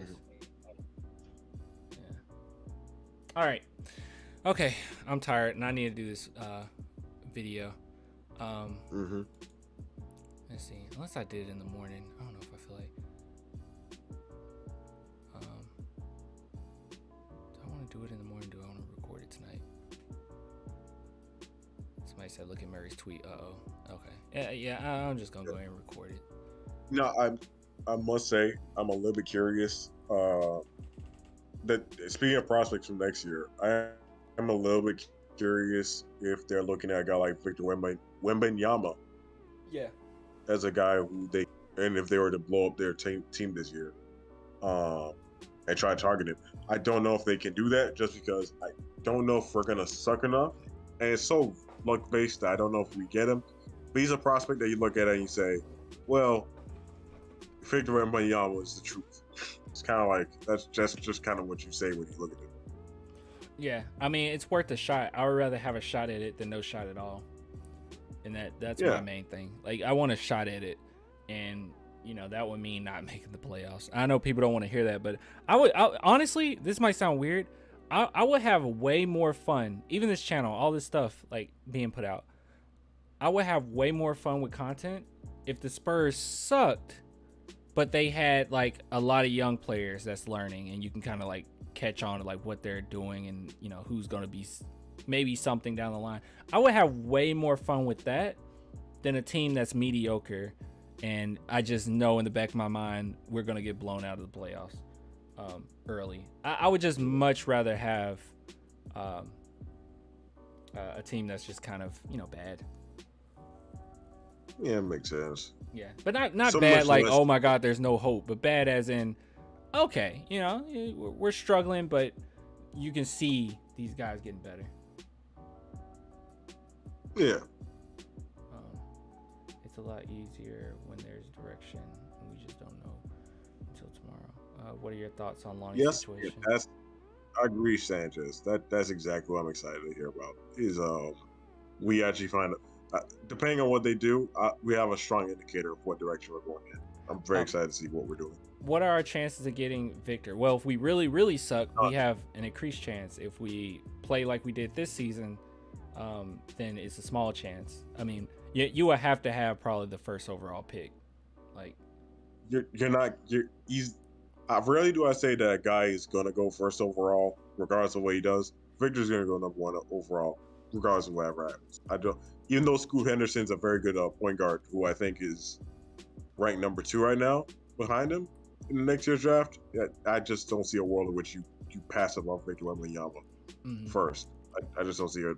I mean, the dude's 18 and already 7'4". It's ridiculous. And has ridiculous shot creating ability despite being that tall. With 7'11" wingspan. I mean, you don't find that. That doesn't exist. All right, AM, you have a good night, man. Real quick, Lonnie Walker. I'm a little indifferent, but I'm leaning slightly towards letting Lonnie walk. But I'm a little indifferent. I think that in the second half of the season, he's showing a lot that he can do something, or he can kind of get better. I liked how him and Primo played off of each other at times. So I like that. But overall, I don't know. There's so many prospects in this upcoming draft, and if you kept all your picks, you're gonna get some guards in there. I just don't. I don't see a future with a long-term future with Lonnie right now. And I think that's okay. And Lonnie also, after the whole situation, when the season was over, I mean, he liked a bunch of tweets about how he wasn't being utilized and how he should have got more minutes and in that last game. And free Lonnie was one thing that he liked. So I don't know. I'm not gonna hold that against him, but I'm okay with him walking. I just subscribe. Thanks, Anthony. All right, I'm getting off, guys. We'll get back on tomorrow. The draft is at 7 Central, right? I want to say so, yes. Check, actually. Yeah, 7 Central, 8 Eastern. So, okay. 7 Central. I'll hop on at 6, maybe even a little earlier, but we'll hop on at 6. I'll have a few vids out. We'll talk. I'll put the DJ out. Yeah, it's at 7. Thanks for the stream, man. Always with the great. Thank you. Stop it. Thank you. All right. Thank Impeccable. Can you guys say thanks to Impeccable? Lonnie Who, dang. Yeah, I get thanks. Yeah, say thanks to Impeccable. Come on. Come on. Before you go, what is a perfect marriage in terms of needs and fit at number 27 from Miami if we keep that pick and not trade it? I don't know. What do you think for Miami? You got a thought on Miami's pick? What do you think Miami's pick at 27? Yeah. What they should pick, or what if we were to trade with them? I think they mean if what they should pick. David Roddy. At 27? Yes. Okay. David Roddy. He does a lot of things that PJ Tucker does. If they lose PJ, it's sounding like reports at Miami are the 76ers are going to offer PJ Tucker like a 2 or 3 year contract for like $30 million. I was like, oh, okay. And real quick, first off, if you guys want to support the channel, please do. Or if you don't want to support the channel, but you still want to support the channel, yeah, the link in the description to support the channel for $2 a month, Patreon and YouTube links, YouTube member links. But there's also something that's a promo code for SeatGeek. So if you use that promo code, that also helps me. So it gets, I think it takes maybe $20 off your purchase. I think it's $20 off your purchase. So like if you're going to any type of event or anything, like just use the SeatGeek link below, promo code below in the description, and Yeah. Mm-hmm. If you want to use that. What was I gonna say? Somebody asked something. You think? Oh, do we think gonna trade up for Ivy even though we haven't interviewed him or worked him out? I'm gonna tell you this right now, and I think I said this in another video. I call BS. I think they have worked him out. I think they have interviewed him. I don't think that we haven't. I think that's BS. I have reason to believe that, especially looking at the prospects that we have worked out. I don't know. I think the Spurs have worked him out. I think they have interviewed him, and I don't buy into the whole they didn't talk to him at all. I don't buy into that. I just don't buy into it. Don't buy into we didn't work him out. Actually, it's so blatantly obvious that that's a player we would have worked out. It's actually a good idea to think of it as, well, maybe something's going to happen or the Spurs want to make something happen, because that's very suspicious. There's no way they didn't work him out. I don't buy that. Someone keep an eye on Wright's Apple Watch. Exactly. All right, I'm hopping off. I appreciate you, Impeccable. I appreciate you as well, Faith. Thank you for having me on. Yeah, man. We'll talk tomorrow, dog. I'll give it you. Yeah, for sure. All right, man. All right. Bye, y'all. Such a nice guy. All right, guys, come on. Tell each other good night. And say good night. Come on. Come on. Good insight, Impeccable. Yeah, he's a smart guy. What's your Twitter? Oh, it's Clan the Spurs fan. Here it is. Clan the Spurs fan. Yeah. Clan the Spurs fan. That's all it is. Follow me on there. Yo, I'm back. I'm about to get off. See you tomorrow. Yeah, man. See you tomorrow. Hey, thanks for subscribing. Yes, I'm doing a watch party. Of course I'm doing a watch party for the, yeah, of course. That's gonna be fun, dude. I'm so excited to like react to it live and then do some videos on it. Like maybe right after the draft I might get to record. You make everything more intense. That's funny. Yeah, everyone say good night. There we go. Good night.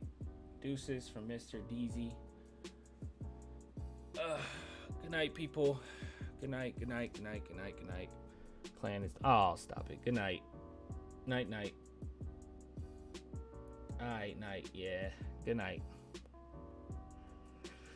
Get your rest. Tomorrow's gonna be wild. Tomorrow is going to be wild. Whew. I'm having Smirnoffs tomorrow. But zero sugar Smirnoffs. Okay? That's how I ball. Night. I'm not sleeping till the draft. Get some rest. Get some rest. Oh yeah, Woj Day, yeah. Whew. Oh, by the way, this like you'll know this tomorrow, but I'm not gonna be looking at you guys during those picks. Like maybe a little bit, but not really. Like I'm gonna be keyed in on the draft, especially when Spurs picks are coming out, because I do not want to be spoiled. And I already know my stream's gonna be slightly like behind. So yeah, I don't know. I don't even see the point of Woj like tweeting out stuff like a few seconds before it happens. I think that's strange. I don't know. Especially with the draft. Why? Like we're about to find out in a couple seconds. All right, I'll give it to you guys later. Everybody popping out. All right, thanks for the love, guys. Once again, you want to support the channel, link in the description for that. Only $2. Or use the promo code for SeatGeek. That helps too. But yeah, deuces.